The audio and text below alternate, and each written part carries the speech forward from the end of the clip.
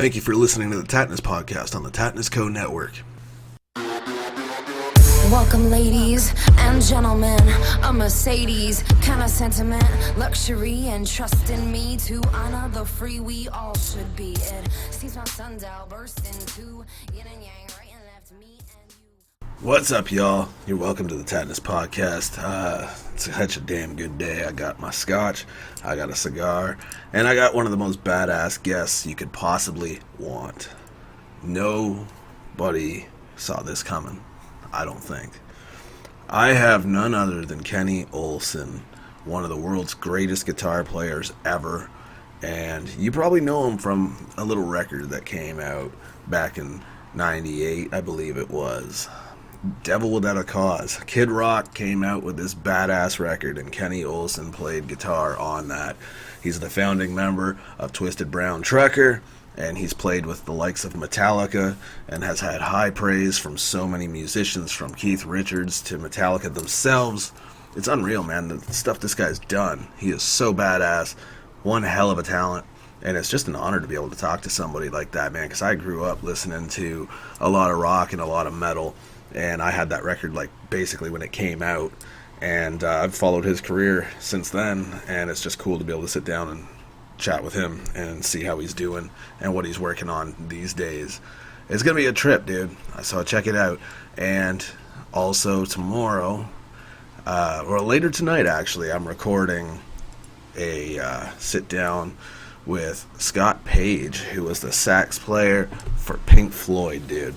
Unreal. And Supertramp and Toto, and he's done a lot of stuff, man. But right now it's Kenny's time. We're gonna sit down with him, and it's going to be a badass conversation. Check it out. So how's it going, brother? I'm doing good. How's everyone out there doing? Not bad at all, man. It's crazy. But with everything that's going on, I mean, we're all definitely, it's a lot of crazy shit going on in this world right now, which makes it quite scary, but, I'm hanging in there. It's all you can do, right? Yeah. Yeah. It's been insane. Doing what I can to enjoy the summer, My golf game's gotten a lot better. I've played more golf this summer than I have in years, so that's a good thing. Really? That's awesome. Yeah. I've never been any good at it myself. Yeah, it's not about it's more about the fun of it, Yeah, it's a stress reliever for sure. Yeah, you just being out in the nature, It's not, there's like they always say, there's no violence in golf. That's right. Go out there. Absolutely. Unless, some people take it really hardcore serious. It's true. Yeah, but no, I've been, we had a lot, it was kind of a lot of craziness. I mean, me and, I think you were interviewing Steve Perkins, from Jane's, and yep. Scott Page in Norwood, and we had so many shows canceled this spring and summer that's ridiculous. We were supposed to be all over the place, in Eastern Europe, maybe like Italy, Greece, all these different places. We were potentially supposed to be playing, and nothing. So, yeah, here we are. Everything's gone nuts, eh? It's like everything's just canceled, and it's like, what the hell are you supposed to do? It is. I mean, that's all my whole life. I'm always, recording as well and writing music, but the performing live thing, it's when you're like, that's the audience. Like the word music comes from the word muse. So, those people in the audience that's the muse, that you're playing to. It's, and I feel there's a weird detachment. I mean, there's like almost like this separation anxiety, I guess would be a word for it, where, I'm actually on my way to Upper Peninsula right now to play a gig, so I'm like, instead of being in a tour bus with a band or on a plane, I'm in my Tahoe and I'm driving by myself with a car full of guitars to go play an outdoor fairground where it's social distancing to play a show, not to probably as many people as I used to, but the fact there's people, it doesn't matter, It's I guess it's nuts how it's changed so much. Eh? It's like trying to adapt to it all and just kind of keep doing what you do, but it's so different. It's on like a weird scale because of distancing and all that madness. It's got to be weird. It is. It definitely is, and I hope that something changes soon. Even, I mean, it's like they're obviously frantically trying to come up with some vaccine, which would be awesome. You know, at the same time, they're actually frantically trying to come up with ways for people to record and play live together without latency problems. And so it's like, you know, and who knows? And then they switch the format around about everything, and then, you know, hopefully we have a cure, and then we go back to, because it went from, you know, people were giving away, you know, their music because it was more about what they were making on the live show. And now the way it is, your content is the only thing you have of value because you can't go out and play live. But people have been giving away music for so many years where it's just, you know, zeros have been disappearing off everybody's royalty checks because obviously with the whole downloading and, you know, no one pays for songs anymore. They just type in the artist and whatever they can listen to for free, they listen to. Yeah, I don't want school, man. I'm a collector like that. Like I want the cover art. I want everything. I want to pay and support, you know, the hard work that, you know, it's people don't get that. Like if you want to continue to enjoy something, you got to support the source. It is the actual artifact of it. And I thank you for saying it, because it's just, you know, for me, you know, people don't even look to see who played on what anymore. Like when you and I were younger, you know, we go out and buy, you know, our favorite albums. We're like, oh, dude, look who's on here. Sweet, you know, twisting one up on the album cover, looking at all the cool, you know, artwork and stuff. It's like, you know, that's part of rock and roll or any kind of music, whether it's blues, rock, jazz, hip hop, R&B, punk, you know, it's like, it's just, you know, and even as a musician, that's a frustrating thing now too, because there's so much stuff that, you know, we play on and people don't even know you played on it because no one looks to see any of that, you know. It's like, yeah, you played on so-and-so's single, yeah, I played on that. I didn't know that. I'm like, well, how could you? You know, you downloaded it. I was just a guitar player, you know. You know, you don't get no credits, no nothing, no artwork. It's just like, you know, instant gratification. You don't even get all the work, and I hate that because if you buy any CD, that 9 times out of 10, hell, probably 10 times out of 10, if you listen to the whole thing front to back, you're going to get these hidden gems that will never get a single. They'll never get a video, and that's usually the best shit. It is. I mean, the best stuff that I've ever done times a million is stuff that's not been released or has been the stuff that, you know, we're going to be like that album song. You know, it's like when you're recording, producing a record, when people used to do full records, you know, you'd have room for those songs. And those are the best ones. You listen to, like, you know, and that's when you know when because there's a real art, and it's not about being a fan. There's an art to appreciating different kinds of music and understanding the fine wine. You know, like when you're like a wine connoisseur, wine seller, they know the flavors. They're like the food, you know, the ingredients a chef puts in. But we're listening to like an old classic record, you know, and it's like, you know, there's the average person, you know, you got people that are like, oh yeah, Led Zeppelin, that dude's cool.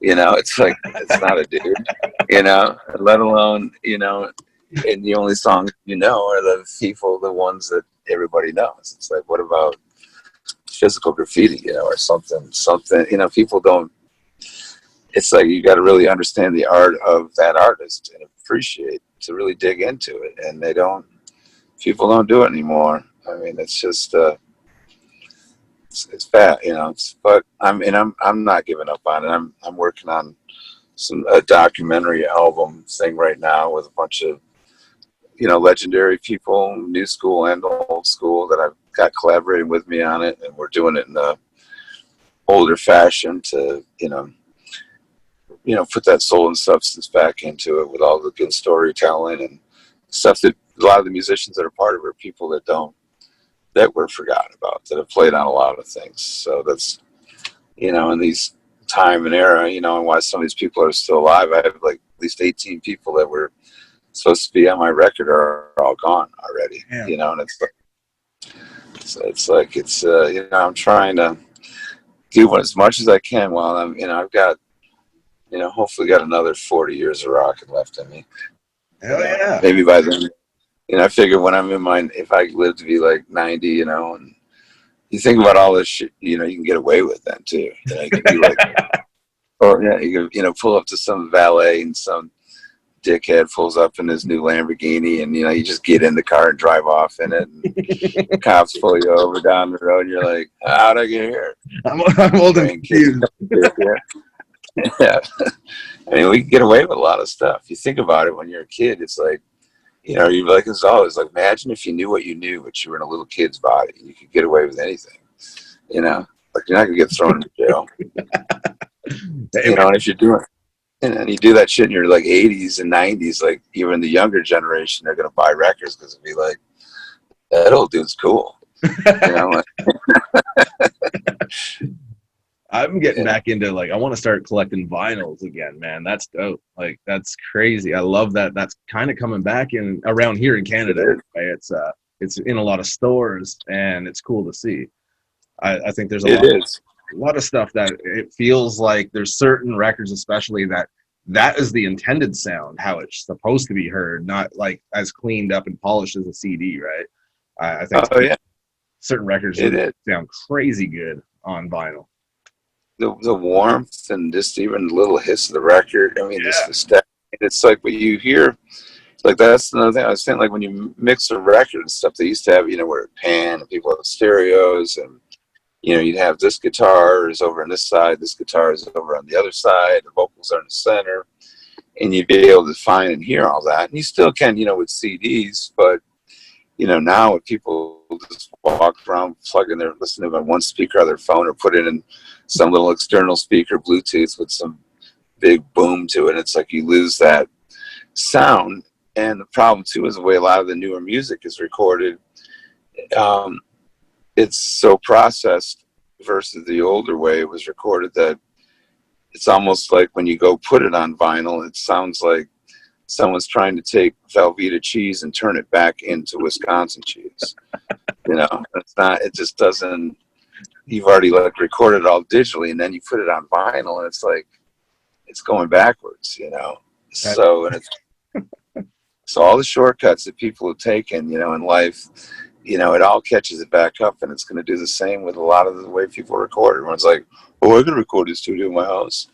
I got this thing on my computer that I can get any amp sound I want." It's like that stuff sounds like crap when you compare it to other stuff. Exactly, man. There's a lot to be said for the way things used to be done. It was done that way for a reason. Yeah. Newer is not necessarily better. Look at guitars. Look at cars. Look at amps. I mean, look at any products. So many things that they just, start mass and producing that stuff over in China and stuff. Exactly. And I remember, I was like no different as a teenager. I went through that. Like, I'm never going to shit on, my kids, choice of bands and whatever until you hit that age and you're like, this shit sucks, dude. Like, it's fucking terrible. Yeah. It's like I'm being that guy, but at the same time, then you get this headspace. Like I'll smoke a joint and I'll start thinking, is it really because it's that shit and it's so like shortcut, mass produced, or am I just getting old and not accepting it? But I'm like, no, it sucks. It just sucks, dude. It is. I try to keep an open mind, and I like, I do stuff where I like to do the hybrid, especially in a lot of the hip hop stuff where it's cool because they're taking a badass hip hop track with a certain fidelity of things that are, with some program stuff, but then you put it's fun because then you got this old school guitar going on and stuff, and I'll do it like way old school, like, where that kind of hybrid stuff's cool. But if it's not, I mean, when everything is done there and you just realize it's all being made on a computer and there's no rhythm, there's nobody there's no groove to it. It's just sterile, and there's just no soul about it. It's just yeah. And everybody's all entranced and Exactly, and I love the hybrid shit. It's just this new auto-tune garbage. You know what I'm saying? And then even with rap these days, man, I'm like, come on, man, you guys are killing this shit because I saw a picture one time that just nailed it where it said, I listened to shit back in the day about people that dealt drugs. Y'all are doing shit about doing drugs. We're not the same, bro. You know, like this shit has gone down, and it's just garbage.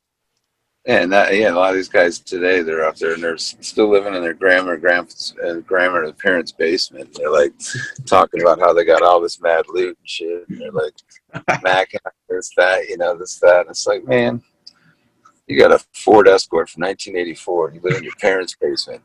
Stop, cut it, knock it out. The money you got was your allowance. Settle down. Yeah.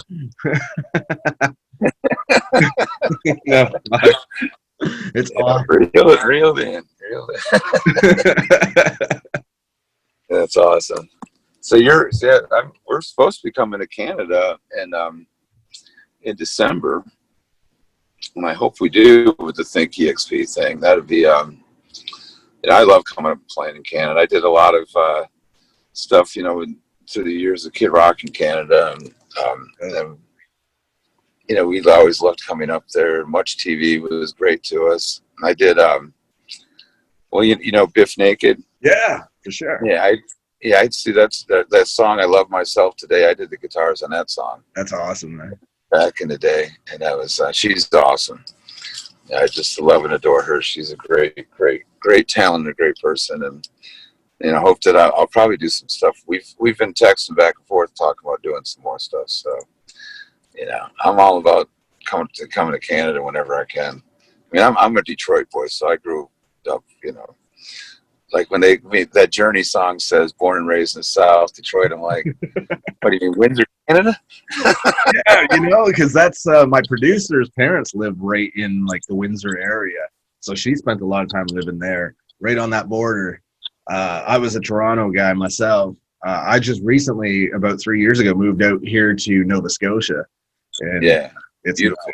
Oh yeah, it's stunning. Nova Scotia is like one of the most beautiful. Oh my God, it's just God's country there. So I don't blame you. It's beautiful, and it's so much more affordable. And not to take from Toronto. Toronto, as far as a major city, Toronto is really Toronto. Playing places like there are just. I love it. I've had nothing but great shows every time we've played, in there. The people, Vancouver as well. Throughout, we did Warped Tour throughout Canada back in 98, I think it was 97, 98. That was pretty cool because we were up in like Quebec and Montreal and all that stuff too. So, but Warped Tour was definitely rock and roll boot camp. I'll tell you that. Oh yeah. At least when we got to Canada, it was a lot more cleaner. When you got a bunch of traveling circus, it's like a bunch of you just feel like a carny on that tour. But I remember once we got into Canada, it was like right. It's a night and day. I think I'm going to take my shoes off and walk around barefooted for a little bit and enjoy. Fucking Woodstock 99, that had to be a fucking mess, eh?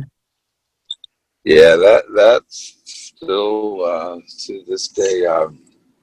We played a lot of cool shows, but that one in particular, it's hard to not forget. Walking out, that was all still very surreal. Because I didn't expect that. I knew we were gonna have a big audience, but I didn't expect the whole audience.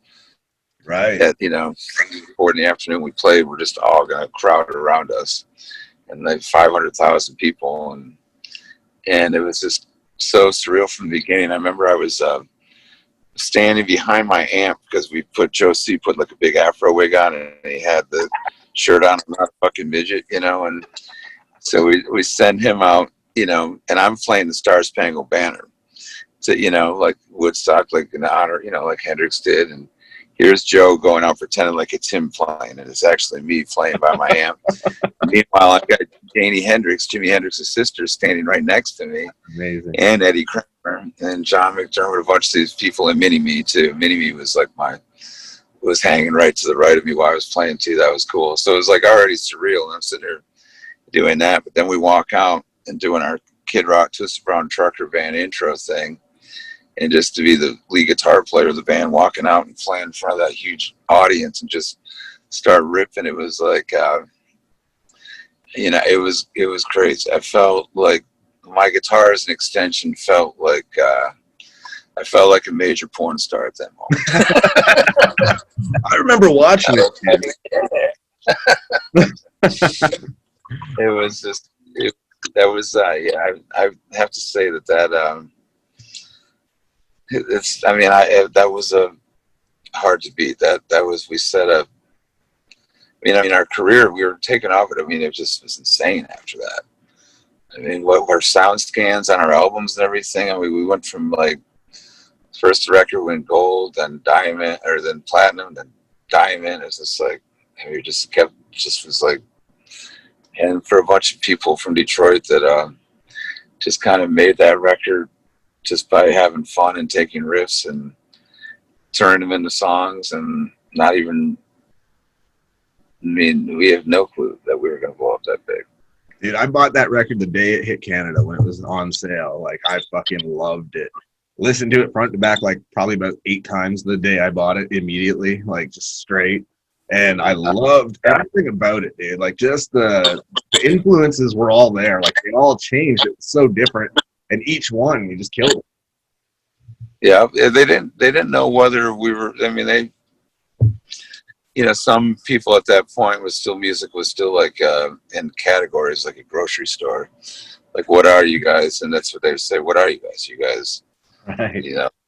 Rock, you punk, funk, swampy, southern. What kind of music are you? We're like, whatever we want. I mean, a chef doesn't just only use one ingredient. You got to like go in there and mix it all up. It's like like surreal painting. It can't all be bacon, bro. Yeah, it can't all be bacon. You got to add a bunch of stuff. Bacon is cool, even just to say it's good. It smells good and tastes good, and it's fun to just say bacon. Yeah. I always like that word, bacon. And then if you add a K to it, and then it's like, and then it becomes more of a hobby.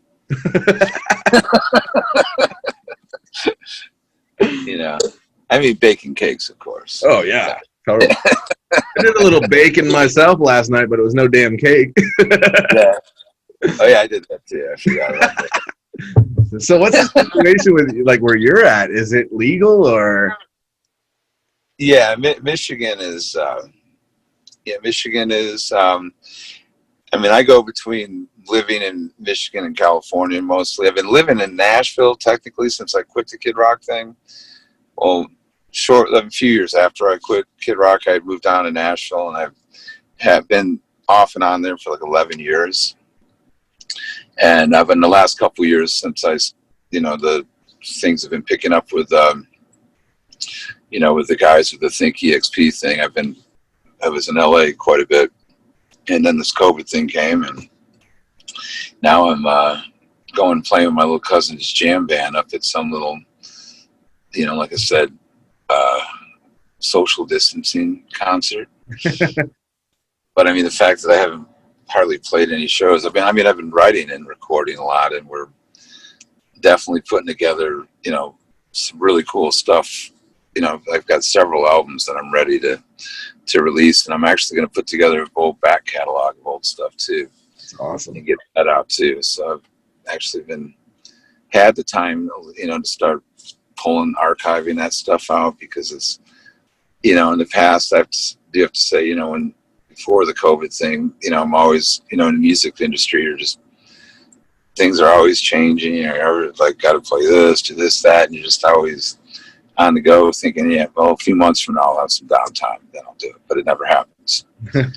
And, out of, no choice at this point it has. So I've been, going back and sitting back, and doing a little attitude adjustment, listening back, going, man, I forgot about this. This is cool. I haven't put any of this out, and it's like, and there's doctoring up a few different things I didn't finish, years ago. And so between some solo stuff and all this other artists I'm producing and collaborating with, and my documentary, and a couple different bands that I'm playing with, I've been having a lot of fun with Steve and Scott's been it's been kind of the main focus, because we've been doing some really cool stuff together, and we have a lot of fun playing together, and it's, you know, it's perfect. I mean, it's a pretty insane band. You got Steve Perkins on drums and Norwood Fisher on bass and me on guitar. We got Scott Page, legend, you know, play with everybody. Pink Floyd, it was actual, and Derek Day and Roberta Freeman, and you know, we get many other guests doing it too. So it's been a lot of fun, I gotta say. We all have a lot of fun doing it. That's the most important thing, man. At this point, it's like if you don't enjoy what you do, it sucks. Yeah, and we've been really well received, and like we were in Budapest last summer, and did some festivals. About 60, I think 50-60,000 people at our show in Budapest, and I, you know, toured all over the world, but especially a lot through Europe, but not much in Eastern Europe. Hadn't really been to. That was, you know, some of ours. As much as we've all been around the world, some of us, it was our first time being there and that far over in Eastern Europe, but it was cool. People were really cool, well received, and so we were going back there this summer, and then from there, I think we were Italy and Greece, and you could argue with being in Greece in the summertime. That was right. With a paycheck on top of it. Like, damn, I'm even a good time. That was like my career, getting punched in the face for a living. It's like I get to travel and I get paid for it. The only downside is you get punched in the face. MMA is not a forgiving sport, but you can't do it. So I decided, you know, I was going to start taking my show more seriously, because that's like, you know, when this is all done, if you don't want to be concussed and end up, you know, fucked up when retirement comes, start taking this more seriously, get some guests and shit. And, you know, I've had fucking horror industry people and shit that I grew up watching in movies. It's pretty cool, man. And it's, you know, it's something I learned real quick. If you don't enjoy what you do, why fucking do it? You know, life's so short. Exactly. And it allows, you know, allows me to think about the family thing. And it's like, I could be home doing what I do and not married to my career and dating my family on the side. You know what I mean? It should be the other fucking way around, in my view. Yeah, I totally agree. It's so important, you know, and plus it goes by so fast. I mean, my youngest is 18 and he'll be 19 in December, and it's like to watch, you know, I've raised 3 kids, you know, and they're just it just blink of an eye. Yeah. You know, and the things that you say you should have, could have, would have, it's like, you know, and it just flies by. So all you can do, but when you bond with them like that, it never stops. You know, my kids are always going to be, I'm dad, no matter whether they're grown-ups or that's exactly it. I mean, or, you know, still ask, you know, they're still, you know, but that's the beautiful thing about family. And this is definitely, you know, put a reset button, I think, for a lot of people with being able to spend more time with their families. And that's definitely, for some, but others it's not. You know, it's hard. You know, it's, my family's all over the place. So it's, with not able to be able to freely travel without worrying about stuff now. It's been a damper, but I know we're going to get through this. You know, I'm being positive through it all, and I'm not going to like think doomsday is here. I'm thinking that just a little setback, and sometimes like we turn stumbling blocks into stepping stones. That's just it, right? It's like, it's not permanent, and people are making it seem like the fucking apocalypse, and it's like, simmer down. It'll be fine, you know.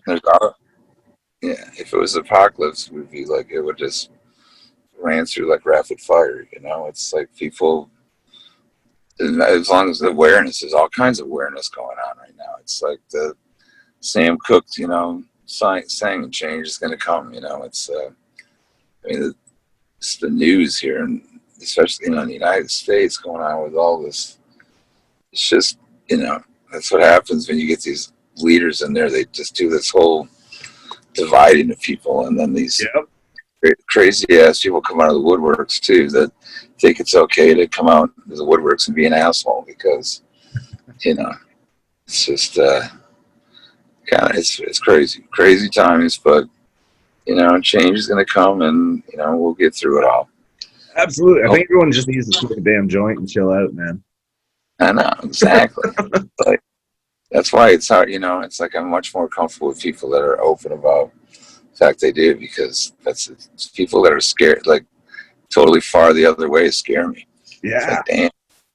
It, Like someone says, yeah, I smoked and I had to go hide underneath a table. I was freaking out. I'm like, what's wrong with you?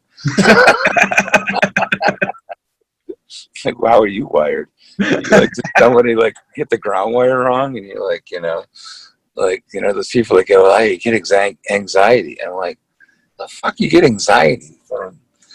Like, just chilling. I mean, that's like, it's weird. exactly. And it's so weird to me, the idea that there's anywhere left in the US especially where it's still illegal. I'm like, are you kidding me? Because across the board, it's fucking legal. It's all good. Even edibles are legal now. Yeah. And that's like, even like, and here in Michigan where I'm at, Michigan's pretty much wasn't far behind California in their laws. I mean, they, in California, between those two places and other states, but, there's still certain states that part of why they won't do it is because I'm probably, by saying this, they'll probably come after me, but, some of these states are like, their prison system is how they make money. It's like it's like their slave work labor force. It's crazy. Like there's a certain states that just are going to be the last states to do it because they got people in prison and jail for stupid little things, like a little bowl of weed. But once they get them in there, they keep them working. That's like once they're incarcerated, they're an employee. While they're paying to be an employee and live like shit. It's mind blowing to be locked up for smoking a fucking plant that mellows you out and probably deters you from doing some dumb shit.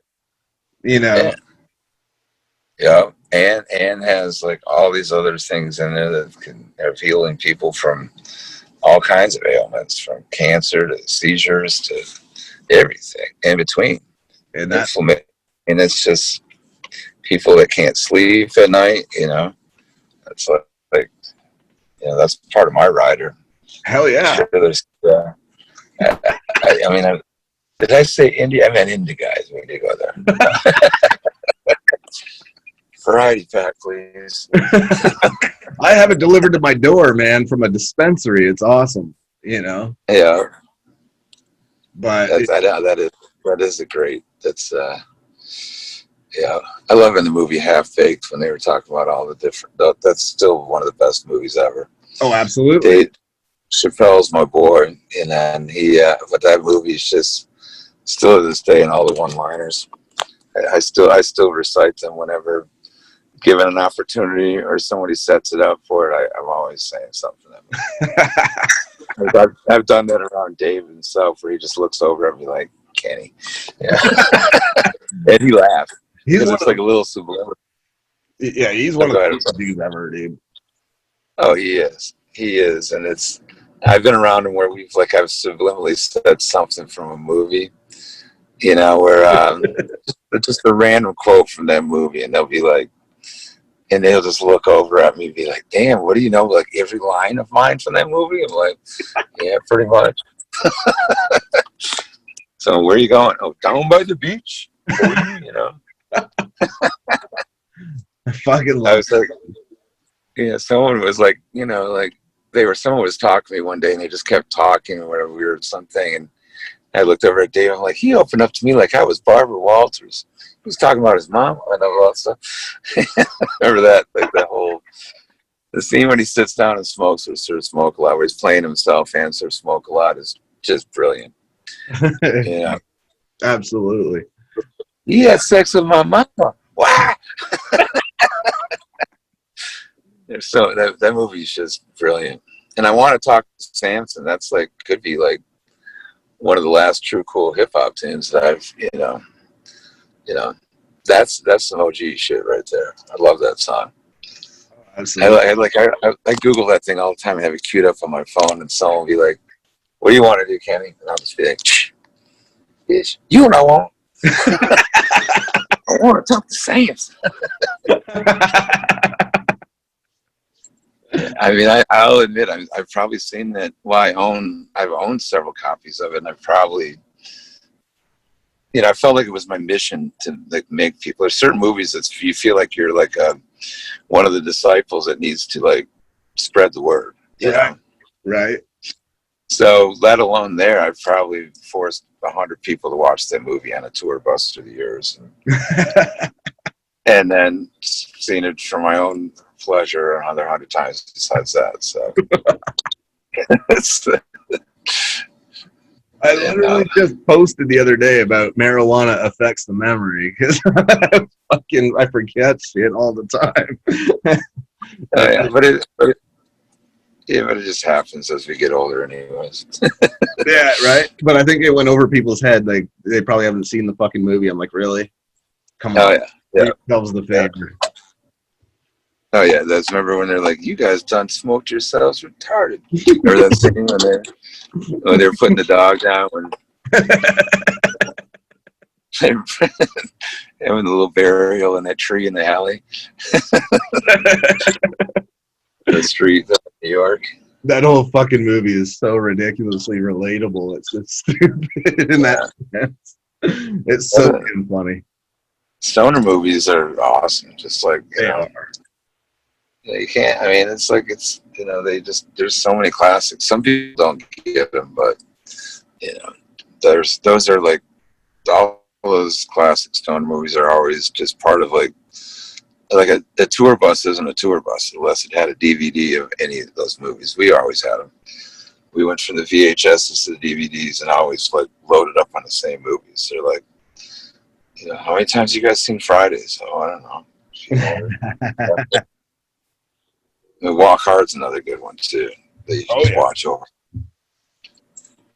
John C. Reilly's awesome. That guy. Oh, he's hilarious. Amazing talent too. Like music. I mean, even besides being an amazing actor, the guy's a great singer and loves music. And yeah, he's from Canada originally. Really? I think so. He's in Michigan a lot too, but he's a northern boy. That's dope. He's funny as hell. He's great. Yeah, I'm pretty sure he's from Canada. There's a lot of amazing talent from Canada. I got the same birthday as Neil Young. That's awesome. Got Joni Mitchell, and the list goes on and on with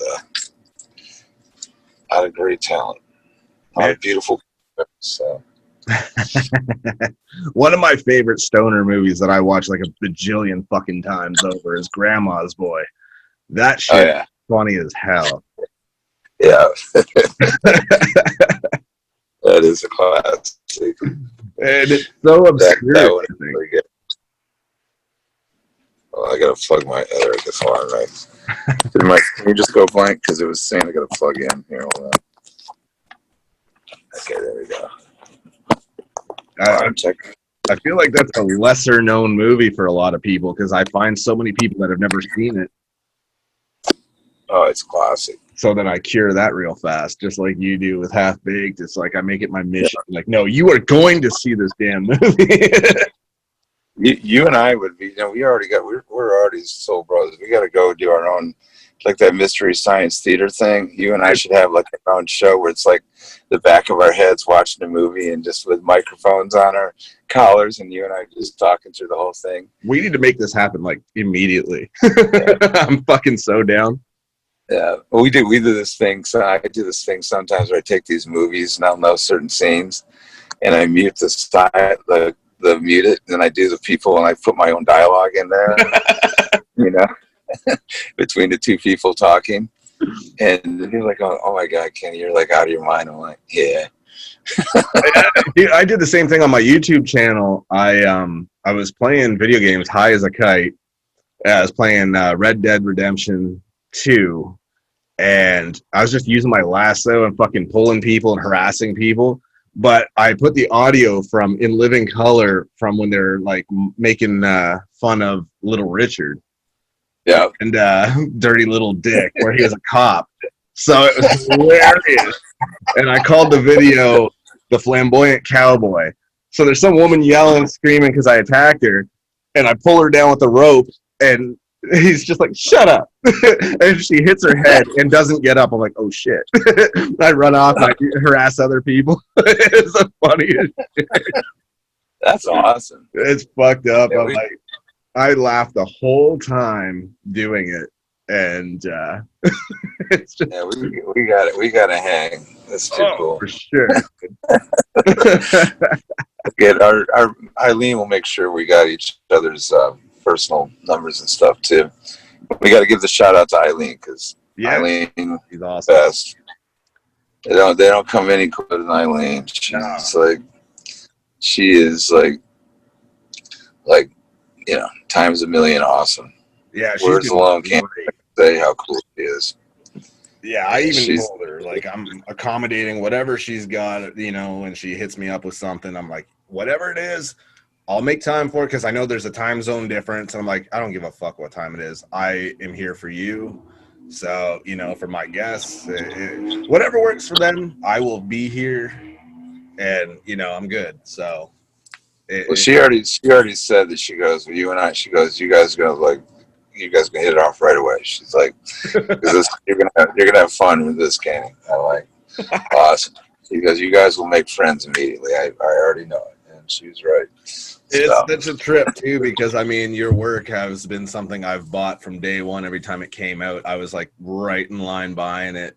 I've watched much music. I watched you at Woodstock 99 and shit like that. Never would have thought in a million years one day I was going to go through MMA, make a name for myself, fucking do a show. Next thing you know, all the people I grew up watching in horror movies and shit are friends of mine on social media, shit like that. We got each other's phone numbers, and it's just a fucking trip. Life's funny like that.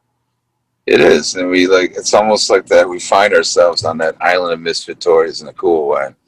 Like in Rudolph, like I always felt like, I fit on the island of misfit toys with the spotted elephant, and it wasn't a Jack in the Box, wasn't a Bob in the Box or something, whatever. I showed it up, but we're like all those cool people find each other. It's like I was telling someone the other day, they're like, I told them it was this girl, friend of mine, she's totally hot, but she's hilarious. I mean, she's like no filter. And I was like, I go, it's like I said, all the people closest to me in life, I go, don't take this wrong, but you are a total cartoon character to me. I go, but if I don't see you in cartoon world, then I'm not seeing you. Like I'm like, I got selectiveness. There's like people that, that don't fit in that cartoon world. I mean, they're almost like this, like I picture them in this like weird distant uniform or something. They're just not part of my world thing. So my favorite people are all kind of have that cool, they have a character about themselves. I see cool people in cartoon, and the annoying people, I just kind of like try to just, you are there, I'll stay here. Yeah. You're gonna love this stoner story. It shows like I'm just fucked. Like, I remember sitting here one night, high as a damn kite, and got my girl with me, and we're sitting there, and I was sitting on Facebook, and I saw a video. I'm like, oh, she like this. It's cool. It's kind of funny, and it's animals or whatever. So I sent it to her, and it's like 3 a.m. right? So I sent it to her, and like 3 seconds later, her phone dings, letting her know she got a message. And I sit there and who the fuck is messaging you at 3 a.m.? And she looks at me, because I was like, oh, I got to send you this. She looks at me waiting for me to laugh like I'm kidding. And she's like, oh, you're serious? I was like, yeah. She's like, you just sent me a video. I was like, oh, yeah, I did, didn't I? I was thinking, why the fuck is no one sending me shit at 3 a.m.? I'm fucking somebody. Yeah. Exactly. She's like, wow, weed really fucking hits you. We're just, yeah. Maybe momentarily. Right. That's, it is what it is. And with my career, it's like, I do so many damn shows and shit. I'm up all fucking hours. I probably burn the candle at both ends quite a bit. And so the sleep isn't something I come across too often. And then you get the weed in you and fucking it's. Yeah, my sleep schedule is from being you know, living the rock and roll world and touring, and then being a father, you know, and kids too, and all the different things through my schedule. I just never, it's been since I was like that, you know, like when you're like a kid in like puberty where you like all of a sudden sleep until like 11 or 12 on a Saturday, went to bed early, like you needed your 10 hours sleep to, you know, like I'm like 3 hours, 4 hours, you know, and then I'll just wake up, even if I'm super tired. Doesn't matter if I go to bed 3, you know, and then I have to go back and take a nap or get up, you know, and have a little attitude adjustment to go back and lay down. But I don't ever stay asleep for, I don't remember the last time I slept for 8 hours straight. Don't even know. I couldn't even tell you. That's me to the fucking letter. Like, that's exact. I could be on, I remember sitting here, speaking of documentaries, you were saying you got one going on. I just had one finished doing some, you know, they were doing one about my life. And I was like, fuck, I can't wait till this is over. No more camera in my face at all times. And then the orders come in and everyone wants it signed and all this bullshit. So I'm like, all right, cool. I'm sitting here signing them. And by this point in 48 hours, I'm probably running on about 2 hours sleep each day. And I realized when I was testing my fucking, I had a gold and a silver marker, and I'm testing them out on similar material. It was like a glossy cardboard or whatever. I'm going so fast, I realize I'm spelling my own motherfucking last name wrong. I'm like, this ain't good. So I'm like, thank God it's the test material. So I start signing a few, and then I was like, I crash, dude, because this is getting fucking out of hand. But it's right? Like, you fucking go so long without sleep, it becomes the norm.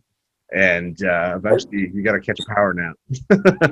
Yeah, I can't wait to see it. I'd love to see what you did with the documentary. You have to send me all the info and links and everything on that. Hell yeah. I you know, I got to confess too, where you're talking about like memories thing. I got to tell you what I'll tell everybody out there, just what I'm capable of when I am in full on space mode. I was looking for my phone frantically. You know, I got in the car and I'm looking around. Oh fuck! I forgot my phone in the house. You know. Meanwhile, I'm talking on the phone to somebody. You know, like, you know, I've got my phone in my hand and I'm talking on it and I'm looking for my phone. You know, I'd be full of shit if I let you take this one on your own and say I've never done that, because I've had so many moments where I'm like, where the fuck is my... Oh, I'm dumb. You know, like, I'm not even finishing the sentence because I catch myself. I actually did that, and I was like, whoa, whoa. Kenny, slow your roll, damn. You know, that lack of sleep, man, it really gets to you. And then, that's what it was. It's totally just lack of sleep, you know, because you don't have all that oxygen going to your brain. It had nothing to do with anything else. Your focus is, you know, trying to keep your eyes open, and it's like, all right, fuck.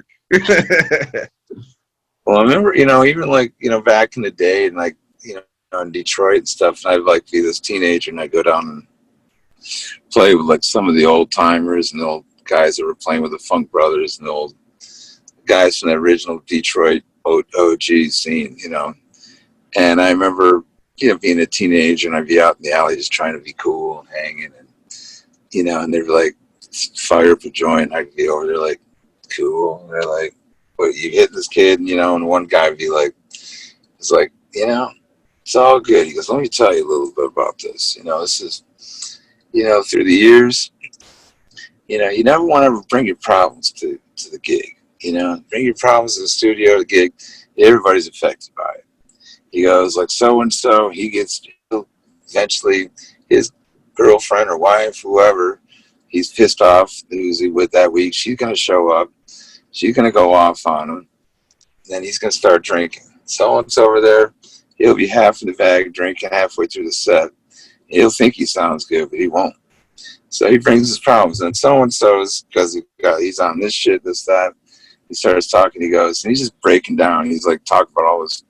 He's like, he goes, now like this here though, weed, this helps you leave your problems behind. It's been around for centuries in the music industry because you leave your problems behind. All that alcohol and drugs, if you bring in your problems, everybody else, you know, your own bullshit and everybody else's shit, you know. And I remember them saying that when I was younger, you know. And it's kind, there's, I mean, it's maybe not for everybody, but there's a lot of major recording sessions out there that there would be a little bit of herbage involved in the story of the creations of it. Absolutely. And it goes back to way before the 60s. Yep. I'm talking about even like the Reefer Madness era, Yeah, that shit is hysterical. Like the exaggeration of the deterrent. It's like crazy. I got some of those old flyers from back in the day, like with that's amazing. With your parent, this is you on drugs, whatever, or it's just like a pot fight for some shit. It's like the worst thing that's happened. It's just crazy. So it's glad at least, this day and era, there's that awareness has changed, and for the better.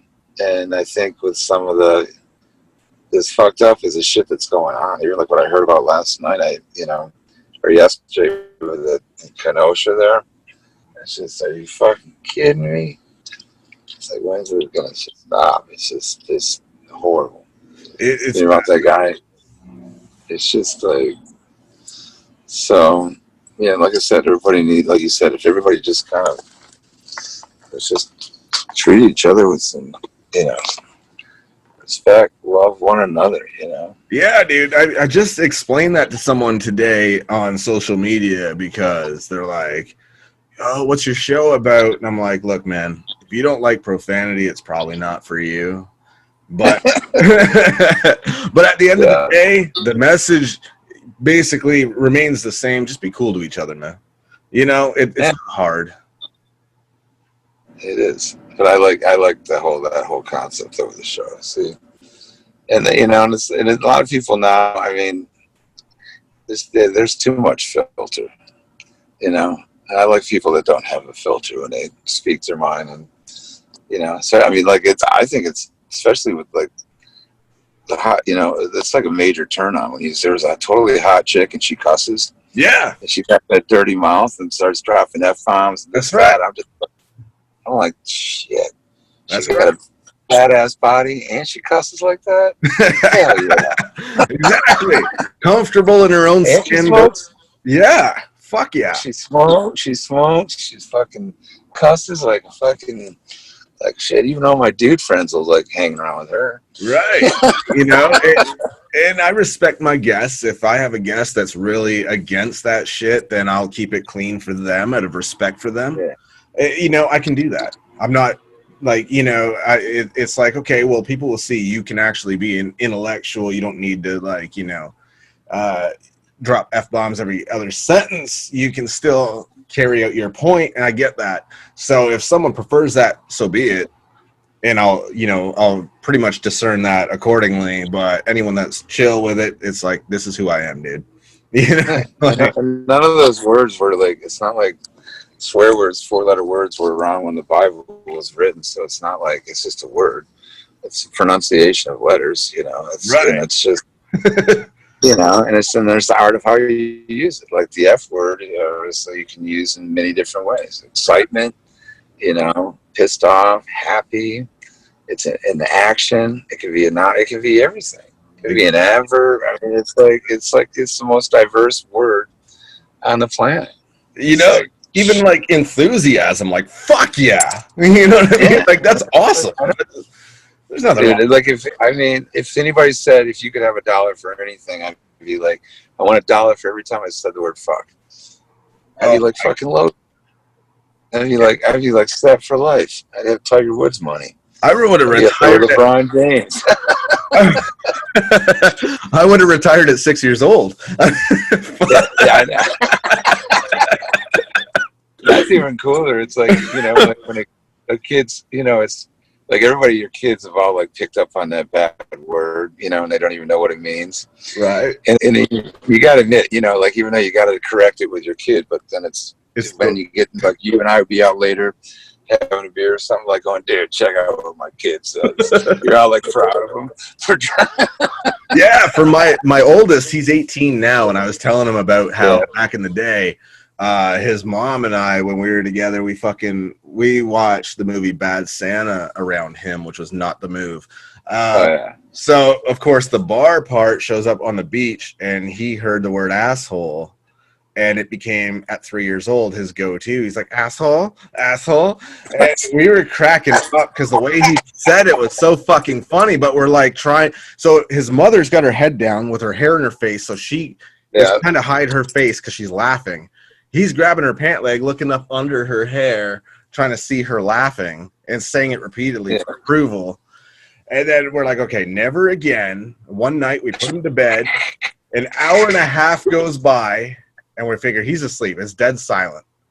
And we've obviously watched this movie too many fucking times. The second the music for that particular part of the movie started, all we hear from his bedroom is, asshole, asshole. Are you kidding me? It's been an hour and a half of dead silence. He should have been sleeping. No, he's just waiting. He fucking knew. Yeah. I had an episode like that when I was watching, I had that Not Another Teen movie. Oh, my God. and I didn't know my youngest walked in that scene when remember the priest walks in and everything in the beginning of the movie, and she's got the dildo out and all this stuff. And they're like, and the thing goes flying everywhere like that. My son walks in, what's that? I'm like, oh, that's like a rubber doll that just deflated. It just shot over the place. I'm trying to come over to something. He goes and later on he goes, Dad, and I figured out what a dildo was. I saw it in Not Another Team. I'm like, don't tell people. Don't tell me like that. I didn't know you guys were going to walk in. I was trying to watch the movie. I hadn't seen the whole movie through, and you just happened to walk right in when that thing was flying all over the room. And they were like, he didn't know what it was at the time. He's,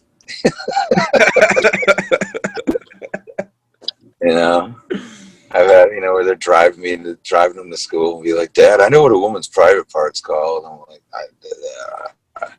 right now, you're going to like hit me with this stuff at like 7, 8 in the morning. I'm not prepared for. It's too early for this shit.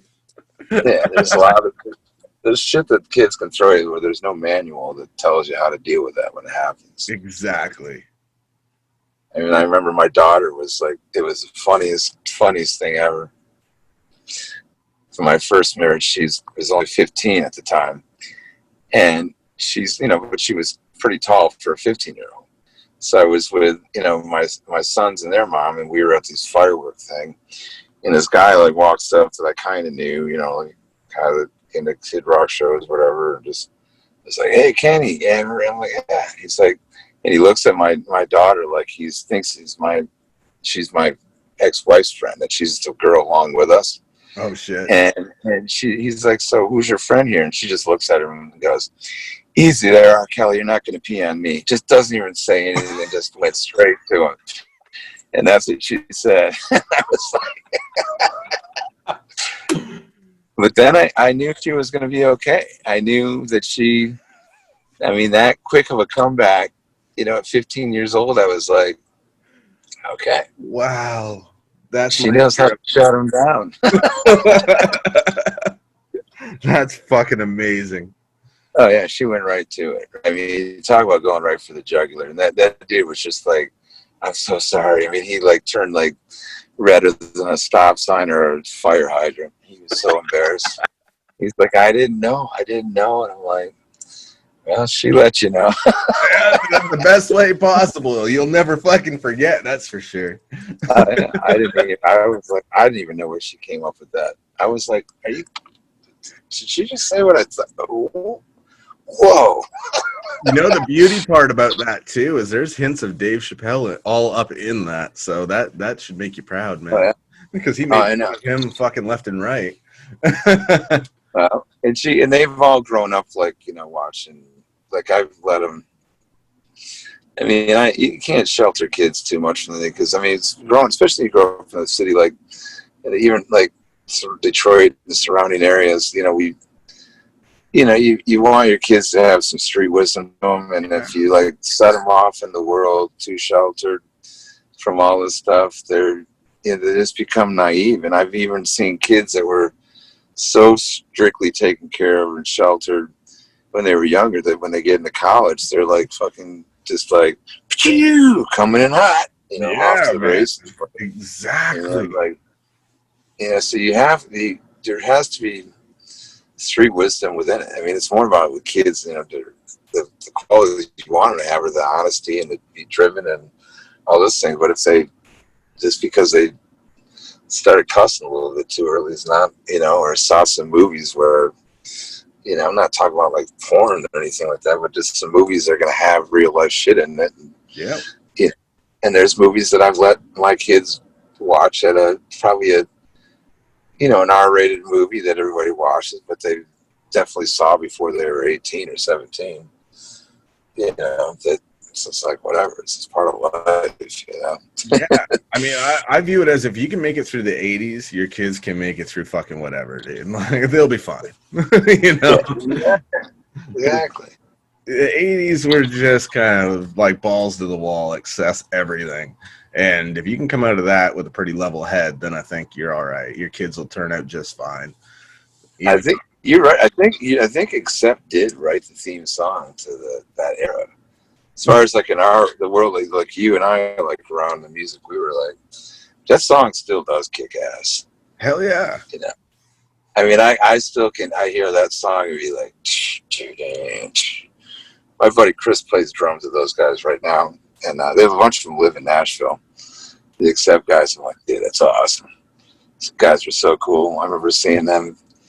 They opened up for, I couldn't remember. It was like Judas Priest or Iron Maiden or somebody back in like, I was in high school, junior high or some shit.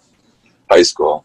I remember seeing them and, yeah, it was pretty cool. But yeah, my buddy Chris plays drums for him now in Nashville. That's awesome.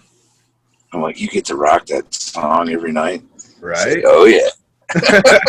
And he's proud of it. It's funny. Every summer, I have this bizarre, like, to most people, I'm sure it's fucking weird, but I have this, like routine every summer. It's kind of like my tradition at this point where I make, because I fucking love barbecuing and shit. So I make homemade barbecue sauce while listening to Rick James. Every fucking summer without fail. Rick James is awesome. Rick James, right? Like, I listen to the street music record every fucking summer while I make fucking barbecue sauces of different types and use my charcoal barbecue because I fucking love charcoal. That's the way to go. Oh yeah. Oh yeah. Every summer without fail, I'll drink. You gotta do charcoal. Have you seen that commercial for the Traeger grill commercial? Yeah. That dude's cooking with food that tastes like gas. Everything sounds like gas. that commercial is so good. I mean, that's how. I mean, like going, stop cooking with food or stop cooking with. I can't remember all the lines, but everybody, all the people in that commercial have this like just. It's epic. The Traeger gas grill, the Traeger grill commercial, because they're like, I fucking love it because this food does taste like gas. Yeah, I love that commercial. I fucking love it. It's I'm a charcoal guy, man. Oh yeah, charcoal is, summer barbecuing food. That's that's why I'm going up to the UP right now. I'm gonna be who knows, but they eat those pasties up there. You ever heard of the pasties from the UP? Oh yeah. I mean, they carry up into Canada. I mean, the guys that are playing, my little cousin plays in this jam band. They're called Not Quite Canada. That's the name of the band. I'm literally going right up to the border, right now. That's awesome. I mean, I'm driving. I just left Detroit like a few hours ago. I'm in a church parking lot. Uh-oh. Fuck. I haven't been hit by lightning, so that means we must be all right. because it's got a big steeple that could get hit. But no, I had to pull over. I had to pull over in here because the next little stretch is like really bad reception, so we would have got disconnected even on the phone. So, but yeah, I got to go all the way up to going across the bridge and everything. But I'm actually looking forward to it. It's really it's really fun, and it's not January or February, so I got a hotel right on Lake Superior. It's gonna be cool. Nice. I fucking hate Yeah. January. My birthday's in January. It sucks. Wow, that's why you just treat yourself on January to your birthday and go to like Costa Rica or Right? Yeah. I should. Fuck this somewhere cool. And like there's a lot. Yeah, that's what I would do. I just feel like every year your birthday is when you just bust a move, and it's actually a cheap time to travel. I mean, even pre-COVID, it was like, January, people are not. I mean, there are people traveling, but it's after the holidays, so it's kind of it's a reasonable time to travel. Absolutely. It really is. And especially if you bought it like in the, because you already know it's your birthday. You're not, and it's not up for debate. You're going. Right. I mean, you go to like Belize, they speak mostly English there. Most people there, it's like English is the common language stuff, so you can go there, no problem. Not have to spend much money. Everything's, very reasonable. Yeah, absolutely. It's like you just got through the holidays, the stress, you got holidays when you're a parent, as and family, you got to keep everybody happy, and you're running around because it's all about giving. And then January, you just bust out on your birthday, before it. Just be like hanging on the islands. Yeah, man. I went to Florida. Me and your new bro, I'll come down and celebrate. I got to go to his birthday party. Fuck yeah. Absolutely. It's a tradition. Right? I hired Kenny to play my birthday party every year, so he's got to go. Right. There you go. Fucking A, man. I ain't complaining about that. I went to Florida one year, and I mean, it's fucking Florida, so, but it was good. Yeah. It was a good time. Florida's great, but see, January is still, it's not warm enough to where you can just go out and be swimming and stuff. Where you got to get down further in the islands, and then you can January, February, you're just out in the water, yeah. I mean, when I went compared to Toronto, it was fucking swimming weather. Yeah, no, I mean, I've done it. That's what Michigan people do when they go to Florida. We jump in the water in January, February. We're not scared. But there's no snow on the ground, and it's more than 70 degrees outside. So, we're jumping in the water. Right. And to be fair, for me, it was a pool. I rented a condo. Yeah. This is a fucked up story because it was a trip.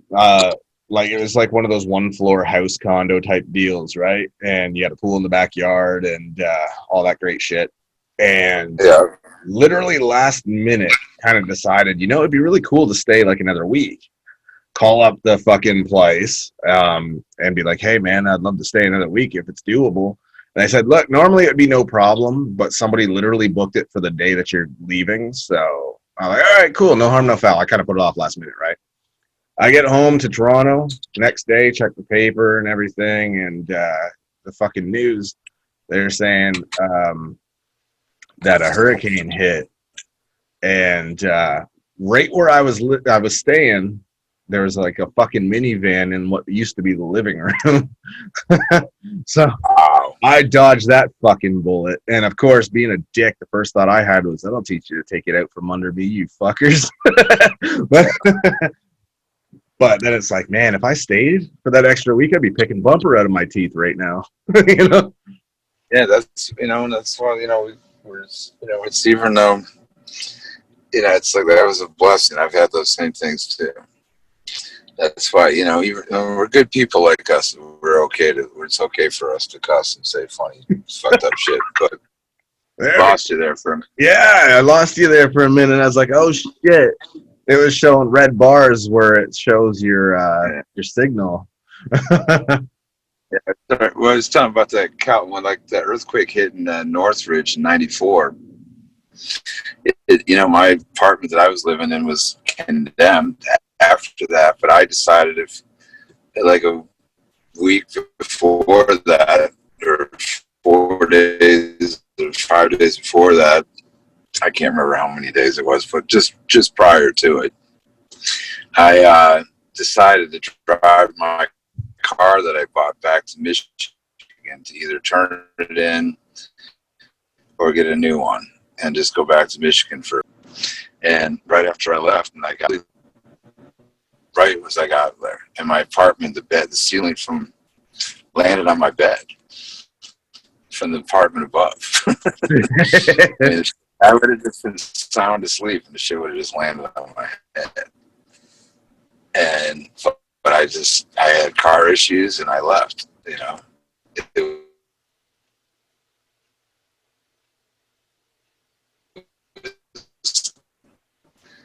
was, not exactly positive. I didn't want to leave, but I was kind of forced to have to make a decision to leave like you were, to not be able to stay there. And, right. Good thing I was. Shit. Because, I don't want shit landing on my head when I'm sleeping. Right. Nobody needs that shit. No, I've already like hit my head a few times. You've had some, seen quite of that action, Oh yeah. I mean, you get paid to get punched in the face. I mean, you're gonna get hit a few times. You probably know more about it than I do, but I know that I've put myself through a few. few mishaps there. Ouch. Yeah. But I'm, still here. I guess I've got more purpose and more music to make, and it's cool. I've got, like with this documentary thing I'm doing too, I've got just some amazing people, and I'm just working with on it. So, it's back in the day when we did like the Hendrix tours, I did those, and Billy Cox and Buddy Miles and Mitch Mitchell and all those guys, we were all part of the tour. And, Billy Cox is one of the only ones that's, his only member alive from that whole band of Gypsies. Damn. And Hendrix experience and air and stuff. And I was just talking about, he's also a big part of what I'm doing with this record as well. And we've done, he's been on my records in the past. He's on the Kenny Olson Cartel record. And I'm on his records too. It's been cool. So we've been talking about trying to figure out how we're going to get this next little studio session together here soon, because we got some pretty amazing people coming in for that. So I'm on the grind, trying to make it happen. It's like the last big thing during NAMM show, right before this COVID thing. We had a thing. Me and Norwood did this jam out in LA, and we had like Bootsy Collins and Fred Wesley and Bernard Purdy, all these like legends on stage with us. It was so fucking cool. And I played with Bootsy on the Hendrix tours, and we toured together prior to that anyways, but it was just having all those guys up on stage, That's insane. Yeah, it was pretty cool. I live for those moments. You gotta. I mean, that's the one thing I try to explain to people is like experiences are what's up, because you can't put a price tag on that shit. Nah, it's not even about like there isn't any price tag. It's been it's been a lot of highs and lows. I would say the highs have been real high. Absolutely. Even lower, but in between, there's been a lot of so many blessings that I wouldn't trade any of it. I mean, there's certain things that you're able to time travel that I might go back and not be in that situation. Right. But that's all part of. There's a lot of there's a lot of lessons there, though. Yeah, everything happens for a reason, and if you alter any of that, then shit. I I feel want to like go back in time and alter, and all of a sudden I'd be sitting there in this car, and I'm not in my Tahoe. I'm in like a, you know, a K car with a khaki pants on and my hair parted on the side, slicked down. nobody wants that. That's not good for no one, man. Talking to you about my garden, which is fresh tomatoes. Telling me to watch my language because it's offensive. Yeah. Oh, shoot. Darn it. Calling weed the devil's lettuce and lecturing me on how it's terrible. Yeah. No. I was destined from the beginning. Yeah, I was definitely destined from the beginning. Oh, here comes a cop down the street right now. Let's see what. They're probably someone's already called. Oh my God, he's coming in the parking lot for real. Oh, fuck. I'm not kidding you. I'm going to get pulled over for doing an interview right while we're doing it. Wow. Oh, no, he's turning around. Oh, I thought it was a crime to be on my show. There he goes. That would have been I'd be like, nothing illegal. that would have been a first for my show. Somebody gets arrested for doing my show just because they hate it. That would, but I'm in Michigan, so I'm not doing anything illegal anyways. Could you imagine? We're arresting you because fuck that guy in his show. We don't like him. No, they're don't have it, I guess, as bad as some other states. With typically, they're not, on these parts, they're not too harsh on you. Yeah, they usually have more important shit to do.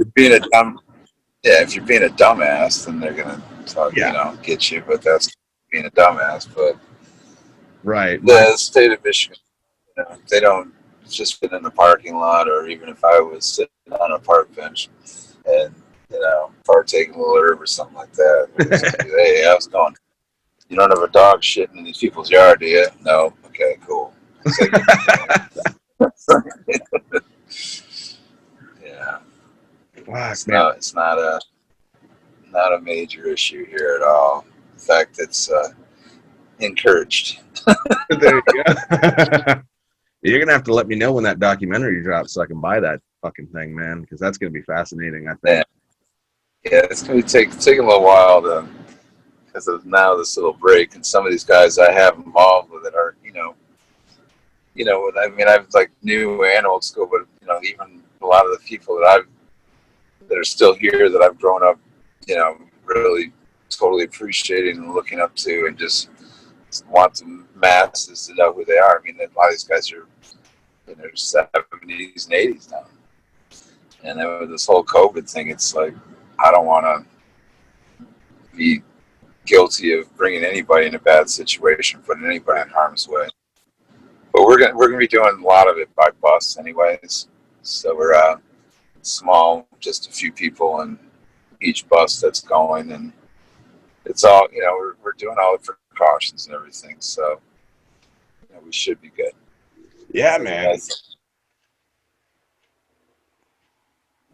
We'll be all right with everything moving forward. So it's taking a lot of time, and it's adding some cost to it. It's not like the old days where you get on a flight, we'll fly you here.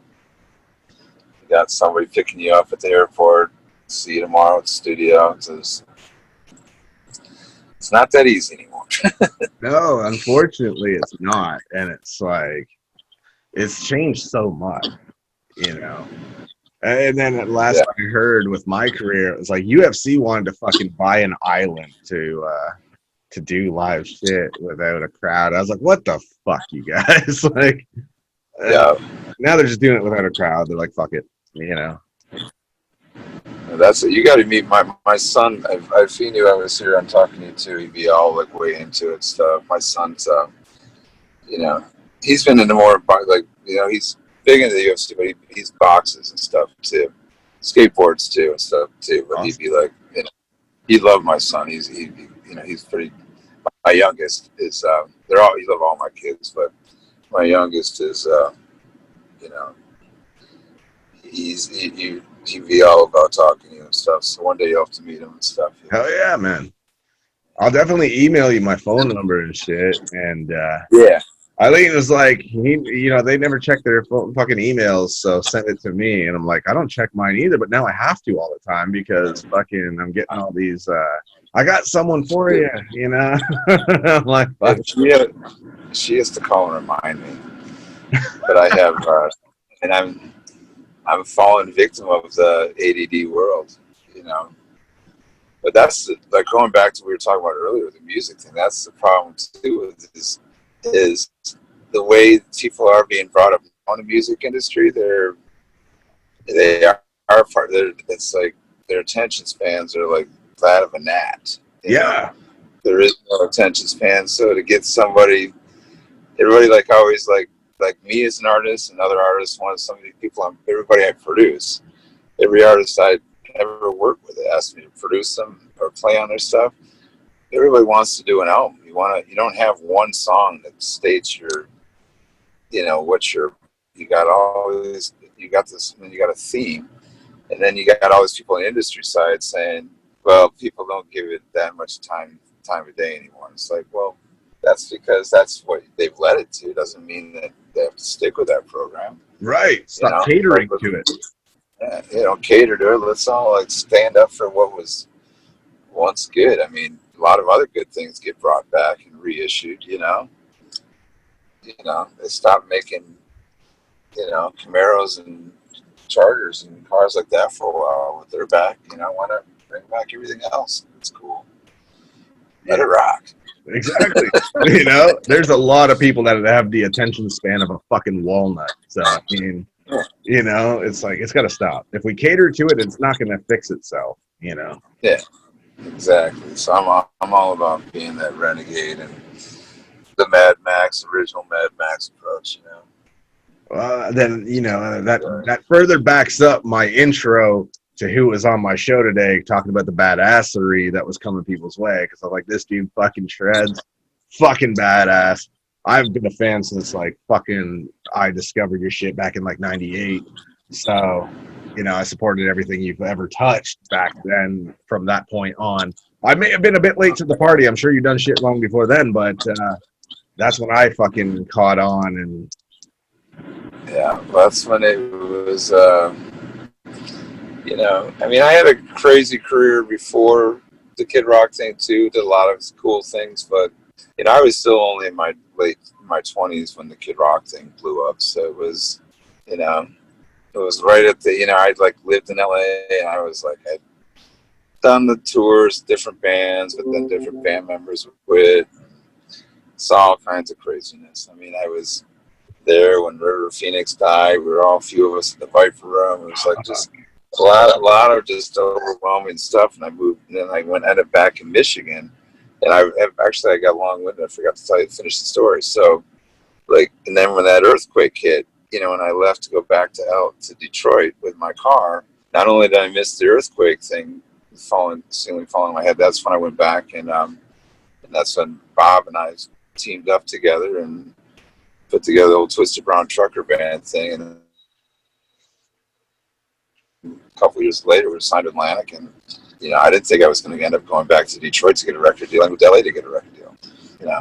So it's like everything happens, and God works in wonders in strange ways, but you got to be in tune to it and open-minded to it, Absolutely, and I've tried to kind of, inform people of that. Like, if you pay attention to signs, you'll see usually what the right direction is for you. Yeah, and I think a lot of people be a calling. Yeah, I feel like a lot of people miss their boat because of self-doubt. Yeah, they do. Where they get too, they just get too comfortable in their own little life, and then they just shoots by fast, and then it's shoulda, coulda, woulda is out the window. Yeah, worst thing. Shoulda, coulda, woulda is, oh well. Right, and that's what I advocate all the time. Is I'm like, the worst thing to carry with you is regret, man. Yeah. you got to shoot your shot and hope for the best because you miss every fucking shot you don't take, you know? Exactly. You don't. I mean, you gotta do it.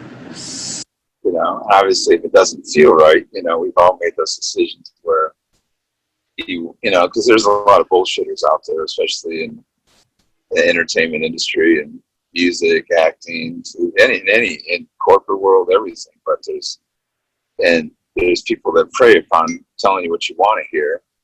That's because someone's telling you what you want to hear.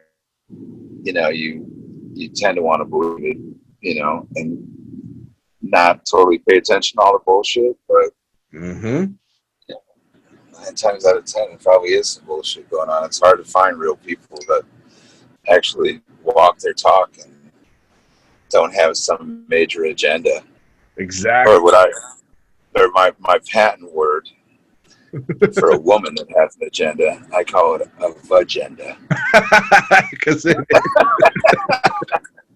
that's fucking genius because that's pretty much what it is. Yeah, it's if they're using that, you know, pussy power to get what they want, that means they got, you know, they're getting something out of it both ways too. They're getting them whatever it is they want, plus they're getting some. Right, and I'm sure, you know, that was the thing I've noticed too, and I'm sure fucking, you know, when you made it to a level that you didn't think was possible, you run into motherfuckers with an agenda all the fucking time, I'm sure, because I know I have. All of a sudden, you got like 90-some best friends that you fucking couldn't get the time of day from before, you know, because they're too busy. Now, all of a sudden, you know, it happens with friends and people and then the ones that even doubted you, like you know, you get the player haters that are your own friends, you know, especially, you know, in the music industry, and they act like they're supportive of you, but they're, you know, people are, you know, but they still do that. You get even like family, I mean, my family was very supportive, but you know, you get people that, you know, if you're struggling so long and then all of a sudden, you know, you go from being the tattooed, you know, black sheep of the family, and all of a sudden you become famous, and everyone's like, "Yeah, I knew he'd do it." You're right. You know, 10 years ago, I was a loser. Right. That's exactly fucking it. For me, it went from black fucking sheep ain't gonna be shit to fucking ATM for everybody. Yeah. Like, fucking, I don't know how I'm gonna pay my phone bill. I never talked to you for fucking years. All of a sudden, I want to talk to you every day. And, you know, my phone bill is fucking late, and I don't know how I'm going to pay for this and that. I'm like, that's cool. You know? And then, God forbid, they come and knock on your door, too. You ever get those ones? Well, that's why. Sorry to bug you. I left the province, man. They can't. They're going to have to go the wrong fucking way. And if they can make it out here, they ain't as broke as they like to think. Yeah. I got to come there and hang. That's like on my bucket list of, so we got to make a plan as soon as this COVID. Do you think of any gig stuff there? I'll bring an all-star band of fuck yes. I'll supply the weed. Try and get the whole crew over there. That is dope. I'll supply all the weed.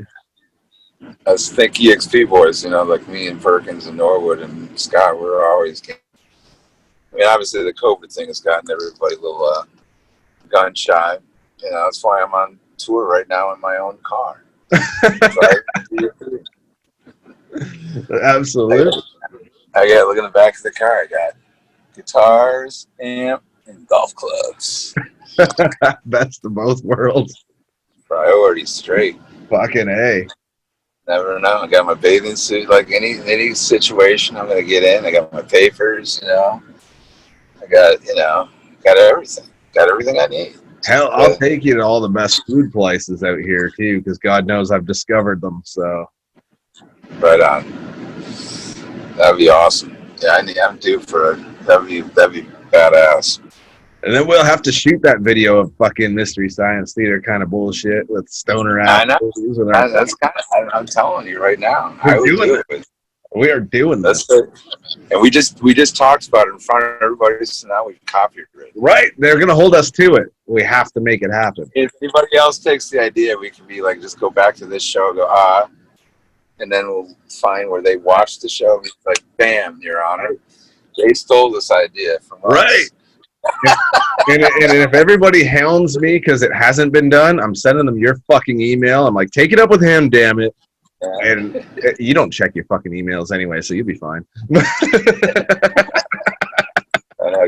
I gave my email to too many people with like the wrong, thing. Like when I was young, when I was so stupid with my email, and like when I was younger, because, well, not younger, but when my kids were younger, we go to like some store or whatever, and it's something my son. I'm just talking with the cashier. Oh yeah, if you do this, you'll get 25% off today, and you don't even think about these things, and then all of a sudden it's like, why am I getting emails from all these different places?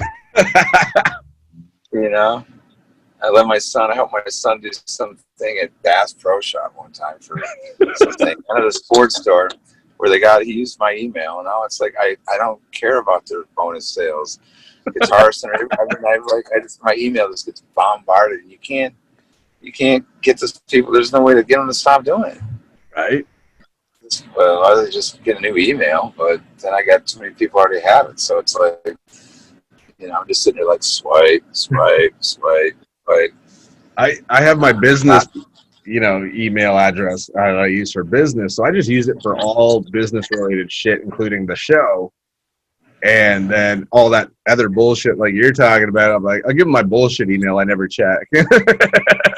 Well, that's if I change and get a newer one, I'll make sure you have the newer one too. But I'm a much better person just sending me a text on the phone, and right, and that's the immediate response for me, because whenever someone texts me on my phone, I'm usually looking to see for at least some good news or something, because that's what this music industry is all about. And it's like every day, whether I'm writing a song or trying to, set something up for something.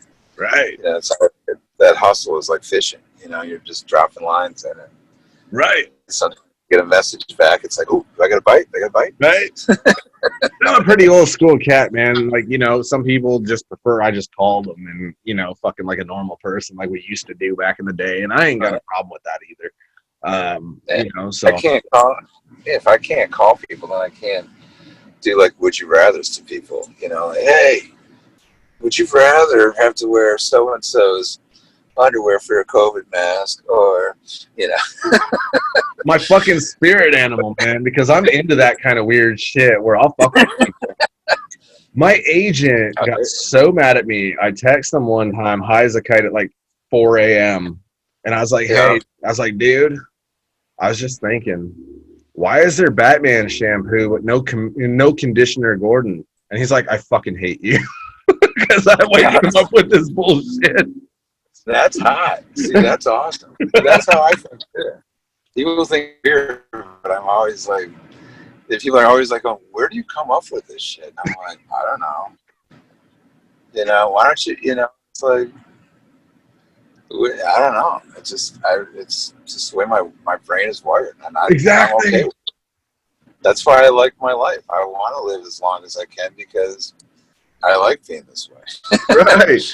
I want to come back in another person's body to learn all this shit all over again, and be the same person in a different body, but not have the same deranged sense of humor. Right. I got exactly. I got a fucked up sense of humor, and to get that response back of just "I fucking hate you," I was like, "That's the best." Even my ex back in the day, like I'd say some shit, and she'd be like, "Why do I talk to you?" I'm like, "That is the greatest response I could get." Exactly. I love that stuff. I feed off that. I love it. And I have most of my good friends know at for a certain point, I'm gonna like come out of nowhere and just some off the wall shit and be like, hey, would you rather get the Jonas Brothers Mount Rushmore tattooed on your back, but you can include your own face with the brothers in the Rushmore tattoo, or consolation, or wear so and so's underwear for a COVID mask, like Rosie O'Donnell's. Yeah, Rosie O'Donnell's. Oh God. I'm gonna have to go with the tattoo, bro. Some things are equally permanent. The scarring. And I said you could put your own head with the Rushmore tattoo, so that'd be good. You know, and it might help. Might be a chick magnet thing, kind of thing. You know, Right. My God, are you like a bareheaded chick? Are you in the Jonas Brothers? You look at my back. Right. See Nick through, and then me, of course. I'm That's the long lost older brother. Right. That's a lot better than everything. Right. That's a lot better than why the fuck does your face smell like Rosie O'Donnell? And then you have that permanently going in your nose for like weeks afterwards. Like, when you go over to somebody, your friend's house that stinks, and then you leave the house and you can still smell it. You're let a fart and it smells like the people's house. It's like, damn. I hope you fucking realize it is now game on. We're gonna have a war until one of us says to the other, "Why the fuck do I talk to you?" That's the goal now. We're gonna have to try to weird each other out to a point where we fucking think it's too far. I love doing that shit. And anybody who knows me, just like, even when that whole D's nuts thing came about, they're like, "Oh, great." It's only a matter of time. I got so creative with it. I was like taking a challenge where I could get people. I would tell them, they're like, "You're not going to trick me with that again, Kenny." I'm like, "I'll get you twice in the next 5 minutes." They're like, "Bullshit," and I rose to the challenge. I came up with so many of them that people were just like, "Oh my God!" You realize, Kenny, at your funeral, people are going to be talking about, "Yeah, did Kenny ever D's nuts you?" Yeah. Hey man, that's better than. And that's the best part about having kids. It's like my son's friends thought, like, I'm like, Mr. Olson's fucking cool. Hey, will you get someone with a D's nuts? Yeah. That's that's the best. Yeah. Man. You gotta have a sense of humor. And knowing a girl that's really good at doing them. Oh yeah. I met my challenge with this girl from Chicago in Nashville. And we were throwing them out, and she said I didn't meet my challenge. My keyboard player at the time, he got nailed really bad. She was like going like, "So are you like, we kept like fucking with him the whole night. He was filling in, and we just kept getting with D's nuts." I told this really hot girl to walk up to him, and go, "You know who you look just like?" He's like, "Who?" She's like, "D's nuts," and walked away. And he's just like, "Fuck, can't he stop fucking with me?" And then he was like, try to D's nut this girl. She's like, "Oh, real funny." Because you're a pretty good keyboard player. She's like, "You like all kinds of music?" And he's like, "Yeah." And she's like, "What do you think of Imagine Dragons?" And he's like, "It's cool." She's like, "What do you think of Imagine Dragon? These nuts over your face." And I just looked at this girl like, "What?" Right. It became that much more awesome. And then she said I couldn't get her, and I got her. I was like, she's like, "I won't fall for it." I'm like, "I know." I go, but what is that called? Like when Uriel Yankovic, like changes the lyrics to a song. She's like, a parody. It's like, "Parody's nuts in your face." Bam! Nailed her. Like, that's right off. Amazing. Yeah, her and I at that point had to buy each other drinks and be like, "Damn." Yep. Our match. Right. I remember my ex, my son's mom, we had a child who ended up born with a terminal condition. So he passed away after 2 years old, 9 days after he turned 2. They gave him 2 weeks to live. He lived to be 2 years old. 9 days after he decided he was done fighting. And that's a badass right there. But when I met her, I told her, like, "You're awesome." I'm like, "You're like hanging with the dudes." You know what I'm saying? She's like, "That's because I am a dude." And I cracked up. I'm like, "If you were a dude, if you had a dick, I'm sure I would have fucking known by now. I would have found it by now. So you must be real good at hiding it." And she's like, "Try your asshole." I was like, "Oh, I'm marrying this dick, dude." Damn. I was like, that's the dopest. Like, a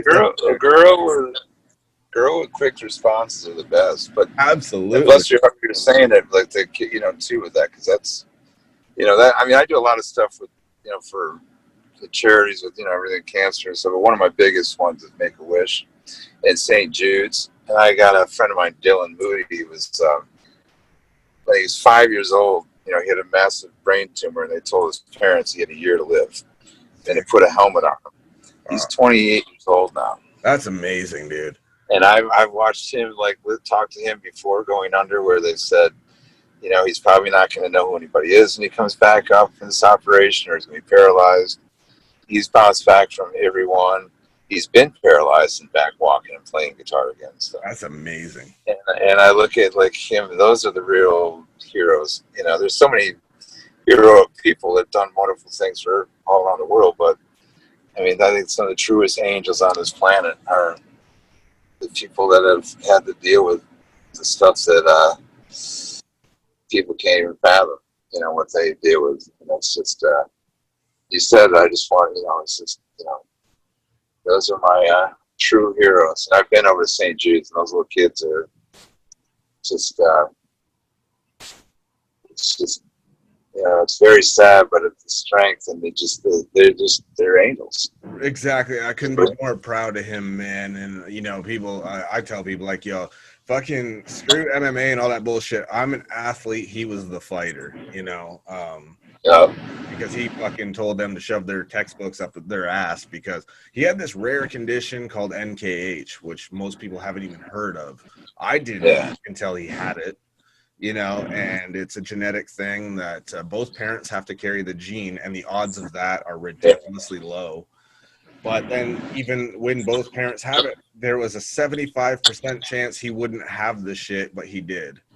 So, it's fucking crazy. But he's the reason I became so damn successful, is because I had to make him proud. I had to fucking just, working a regular 9 to 5 wasn't cutting it anymore. I had to do something big. And I walked into an MMA gym one day that was owned by a pro wrestler, and I fucking never looked back, man. And here I am today talking to someone who I supported and grew up, listening to your work and shit, and all these other people. It's fucking crazy, but it was all for him, man.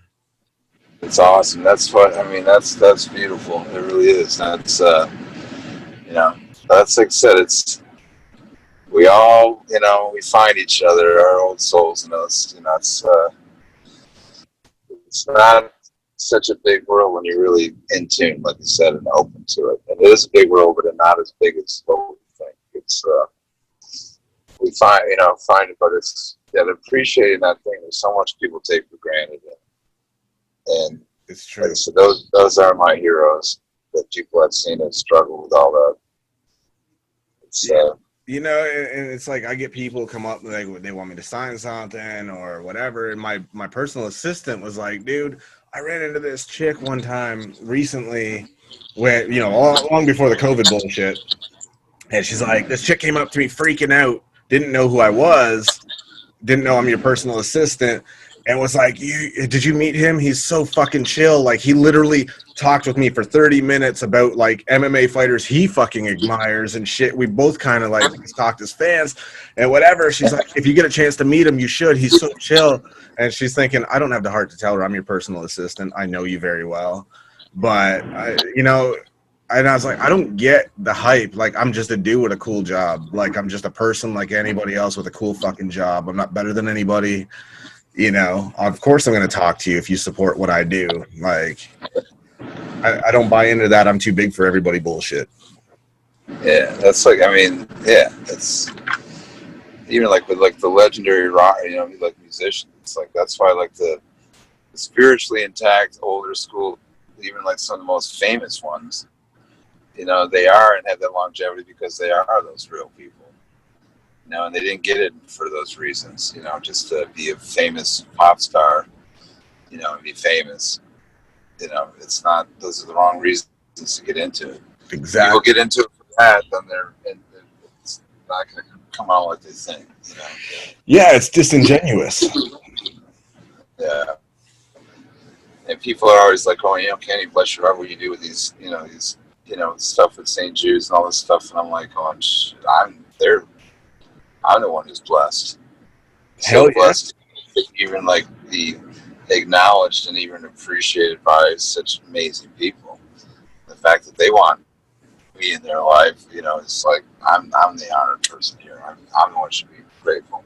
See, that's where we're the exact same too. Is I'm like, yo, when I left home at 15 to get out of a bad situation and shit, nobody gave a fuck who I was or what my story was.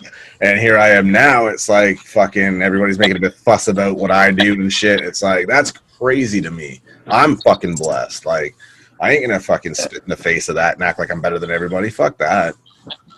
But like, but look at like even the success that people like you and I, when we talk about like being those, black sheeps and having our own things, but who inspired us to persevere was those people, and that's why, we're able to come out of the fucking trenches and here you and I are like going, who thought someone could make a living doing what they like doing, Right? and being a kind of, a cool ass at the same time. And then it's like, what do you mean? You passed your drug test, you're fired.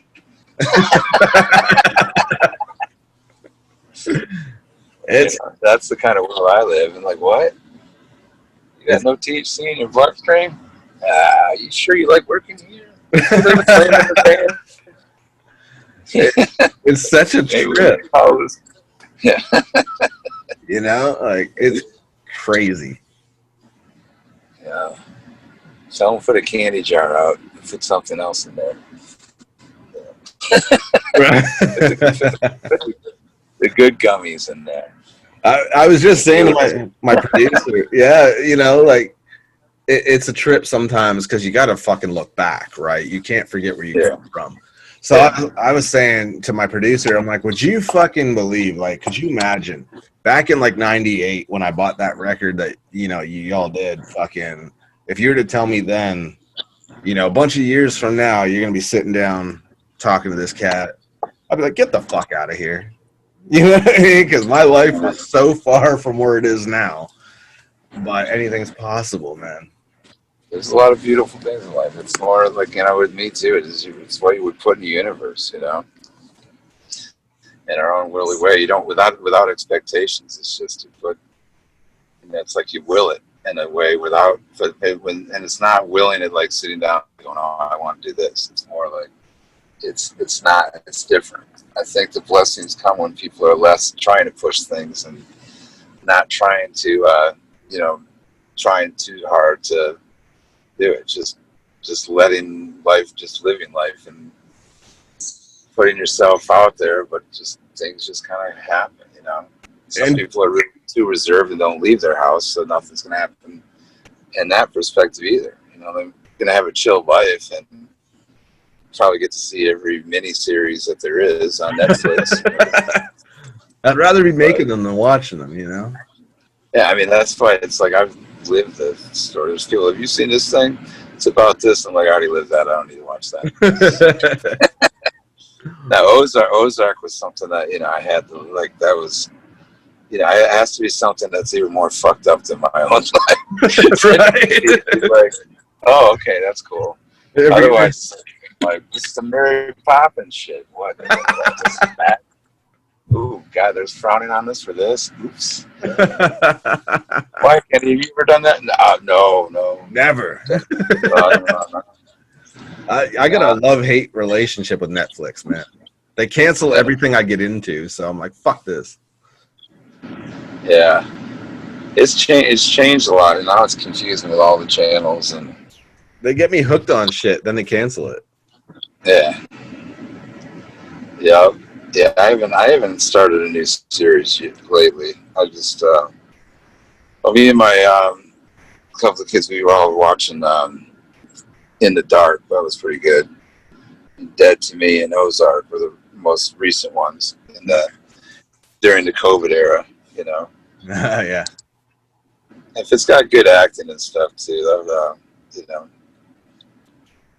there's been some good ones. I have to say, But then some that they don't, if I try watching them and they seem good, but then every night even if I'm just watching them on like my, like laptop or something, just laying in bed or something in a hotel, whatever. And if I fall asleep more than twice trying to get through the first episode, then I probably a chance that I'm not going to watch that series. Yeah, it's not for you at that point.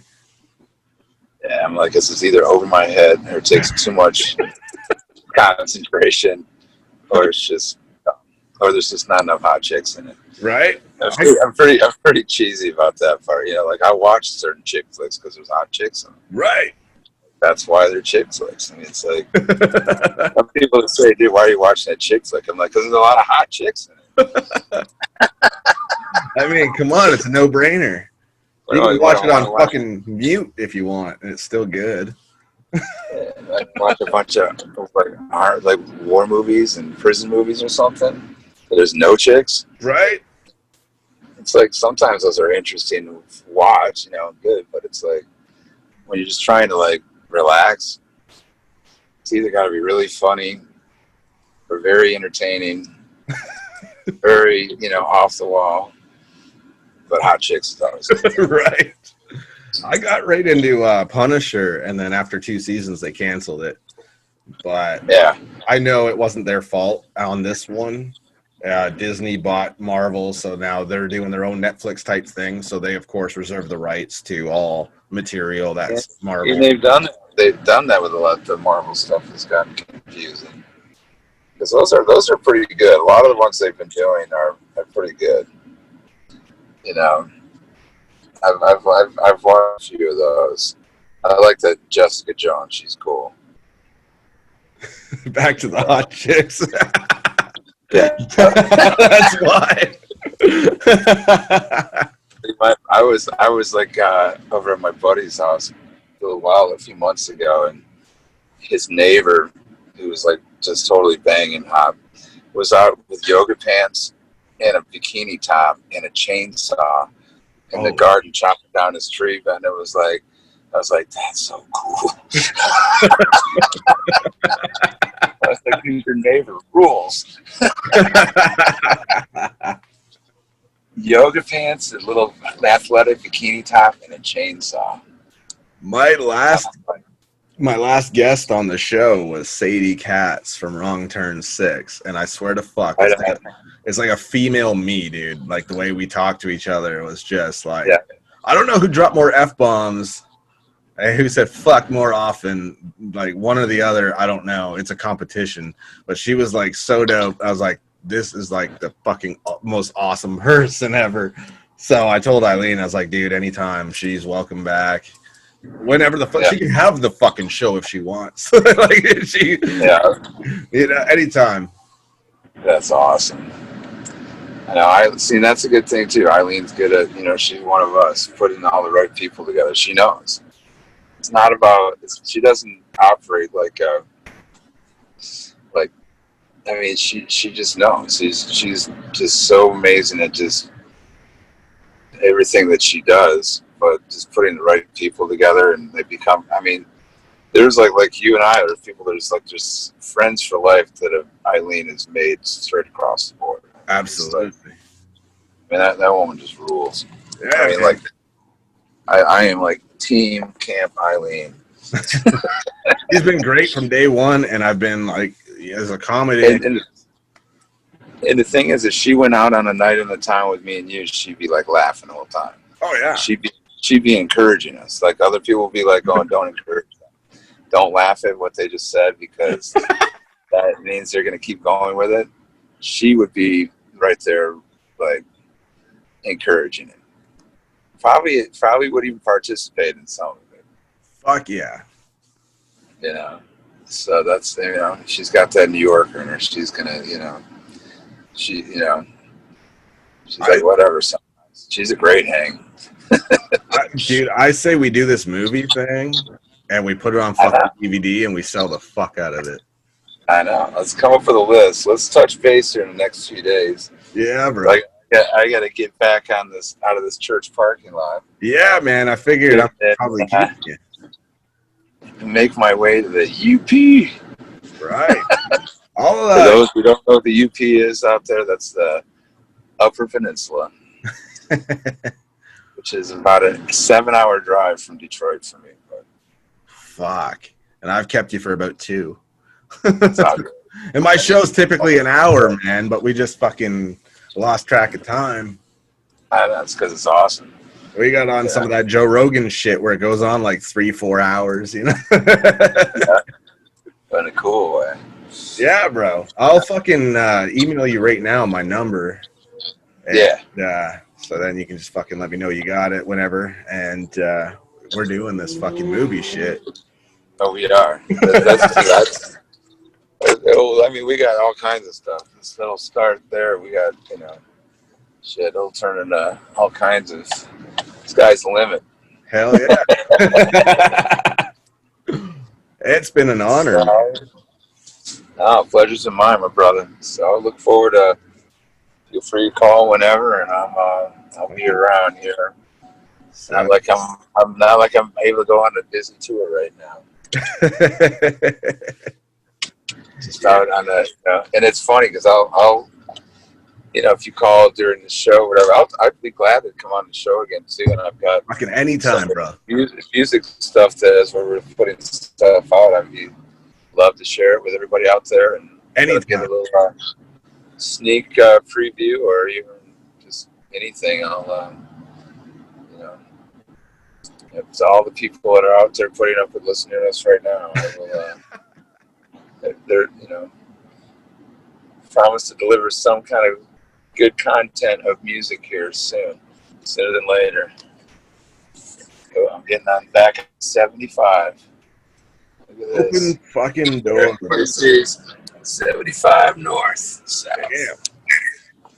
Head north. Any fucking time you want to be on the show, brother, open fucking door. I am good to go anytime. I don't do live shit, so it's pre-recorded, so I can fucking release it whenever works. It don't matter.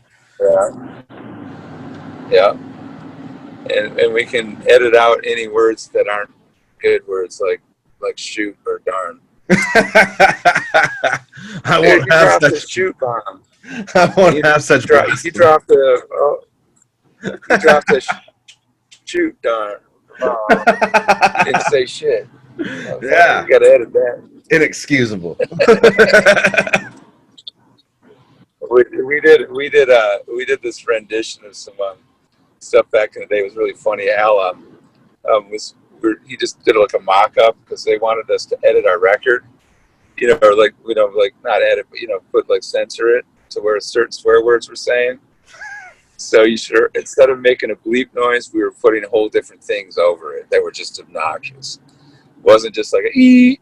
It was more like we were like using all these crazy samples just to fuck with the label. They were listening back like, was that so-and-so quoting when he normally would say there? Because, it's like, it was classic. I remember one time, I don't know, let me know if this fades out, but I'm driving, so we were doing this guy Champtown in Detroit was using this photo of Joe C for a flyer for one of our gigs. It was like Kid Rock in Champtown, and we had a picture of Joe C, and he was with these two strippers. He's got his hands on their asses and stuff. And of course he does. So, but when they took the film in to be developed, they thought it was a child pornography ring because Joe looked like he was 6 years old. Right. Poor guy. So they put it on the news. They're like going, well, tonight, on the news tonight, child pornography bust or not? Leave like the mystery. What's this about? And then all of a sudden it goes to the news. They call me up. Kenny, turn on the news right now. Joe C's on there. And I was like, what? They're like, well, that flyer that we used for the thing? The photographer at the drugstore, where they were developing the film, turned him in. Like they think Joe's 6 years old. So all of a sudden it goes to Joe C being interviewed. And he's like, every other word was a bleep. Because he's like, motherfucking 21 years old, motherfuckers. That's fucked up shit. And he's just like, e. And he just kept F-bombs on the news. And they just kept going, e. It's just the funniest shit ever. I miss that guy, man. My heart broke when that was the good old days. Yeah, when I heard he passed, my heart broke. He was so loved. I'm going to have to tell you one day about the story about when all the wrestlers were in our hotel room before the cowboy video shoot. Oh my God. That's a whole nother funny story, but I remember watching you all on Raw. What's that? I remember watching you all on Raw that night, man. I was like, this is Oh yeah. Joe running around with a hockey stick. Yeah, man, that was Remember so he good. got the hockey stick on the ring and fucking Oh my. Yeah, all those guys. We were good friends. A lot of those guys. They would. And blessed a lot of their hearts. Like all came to a bunch of the wrestlers from the organization came to Joe's funeral too. Oh, that's Detroit. Amazing. Yeah, he was. I mean, if you say in his bedroom, when he was, it was like wrestling was like. It was just like his whole room was that. It was like such an honor. And here's a guy whose life expectancy was only supposed to be 14 years old. He's 26. He got to see the world and get in that ring. That's all he ever wanted to do. I love that. And the music theme part of that whole thing is part of what got him there. And it was like, and I got a lot of stories. I would write a whole chapter in a book and call it My Adventures with Little Smokey Joe. That needs to happen. Yeah, I'd buy the fuck out of that. And then he was only, it looked like he was 6 years old. So sometimes we could even call him Smuggles. I put this in your sock, Joe, so we got something to smoke when we get there. Who's that? Oh, that's my little Smuggles. Come here, That's Smuggles. Fucking crazy. I loved that dude from day one. I was like, he is hysterical. Look at all stories of that. Quite a few. But, well, I'll let you get running here now, but it's been Yeah, you're cutting out, bro. Last we did. So, And it's been send me all your info. Yes. And, but much love to everyone. Yeah, bro. I'm gonna fucking email you right now with my number, so weed doesn't make me fucking drop the ball on that one.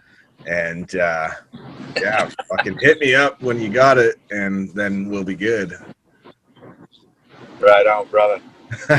Thanks for coming on, man. Thank you. Much love to you and everybody. Fucking A, bro. Out there. Been awesome. Thank you, brother. We'll talk here in a couple of days. Hell yeah. Have a good show, bro. I'm up here with the mooses and the black bear and everything.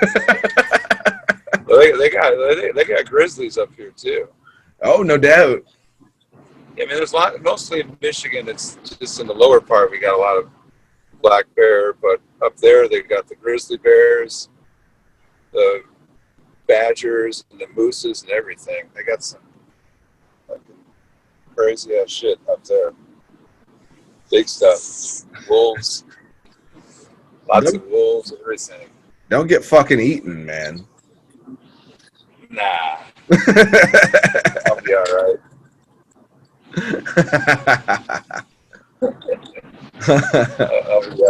I'll be all right. Yeah, brother. I'll be all one with nature. Hey, what's up, dudes? I'm actually going camping on the 11th myself, Right on. and I'm taking shrooms with me, so that's going to be a good time. Yeah. Just be careful when you cook, because that's when the bear will come over there. They smell something good on the, that's charcoal grilling. It's so true. Beware that they're going to be lurking out there. Like, they'll smell that meat cooking. They're going to be like, mm-hmm. Well, I'm going to have enough shrooms in me. If a fucking bear eats me, he's going to be high as a kite for a month. Yeah. Yeah. Tripping. Hippie bear. Like the little dance of the Grateful Dead, those little, the little bears, Just look for the fucking bear that's wearing a tie-dye shirt. You'll know who ate me.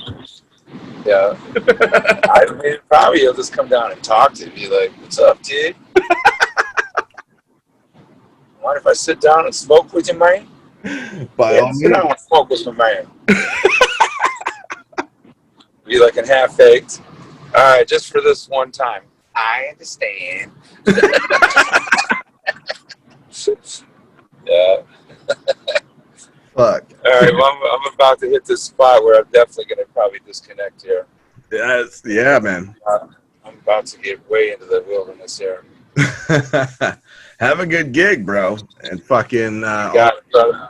I'll send you an email right now with my number. So, Sounds good. all right, brother. Thanks a lot for coming on, man. Hey, thank you. We'll talk to you soon, brother. Hell yeah.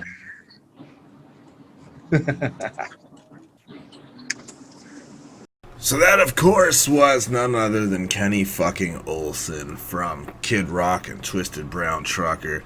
Immediately brothers, like off the bat. There's just some people you click with. And I've been blessed to have that with some people, man. But as you could tell, we just hit it off immediately. What was supposed to be an hour-long show went 2 hours. So we just Joe Rogan that bitch. We just ran time and didn't even give a fuck. So hopefully you got to catch it all. If not, it is what it is. We tried. Sometimes, you know, you just can't fucking stop chemistry. So we're going to be in touch in the next few days, and we're going to do what we do. And we're going to hook some stuff up for you guys. And hopefully it'll not run stupid long again, but I hope you enjoyed it. I mean, that's what we do. It's content. You don't have to listen to the whole fucking thing if you don't want to, but if you do and you don't want it to end, well, I guess you got your wish, because it ran a bit long, but that's the way she goes sometimes, you know what I'm saying? And, you know, that's the way it is, man. You just go with the flow. You just gotta let nature take its course with certain shows, and if it's fucking just a good conversation, why stop it? Why cut it short? Why put fucking time restrictions on it, man? When you enjoy what you do, you can do whatever the fuck you want. It's your show, so people don't have to listen to the whole thing if they don't want to. But if you did enjoy the whole thing, then I'm fucking glad, dude. Thank you for listening. We'll catch your asses later, bro.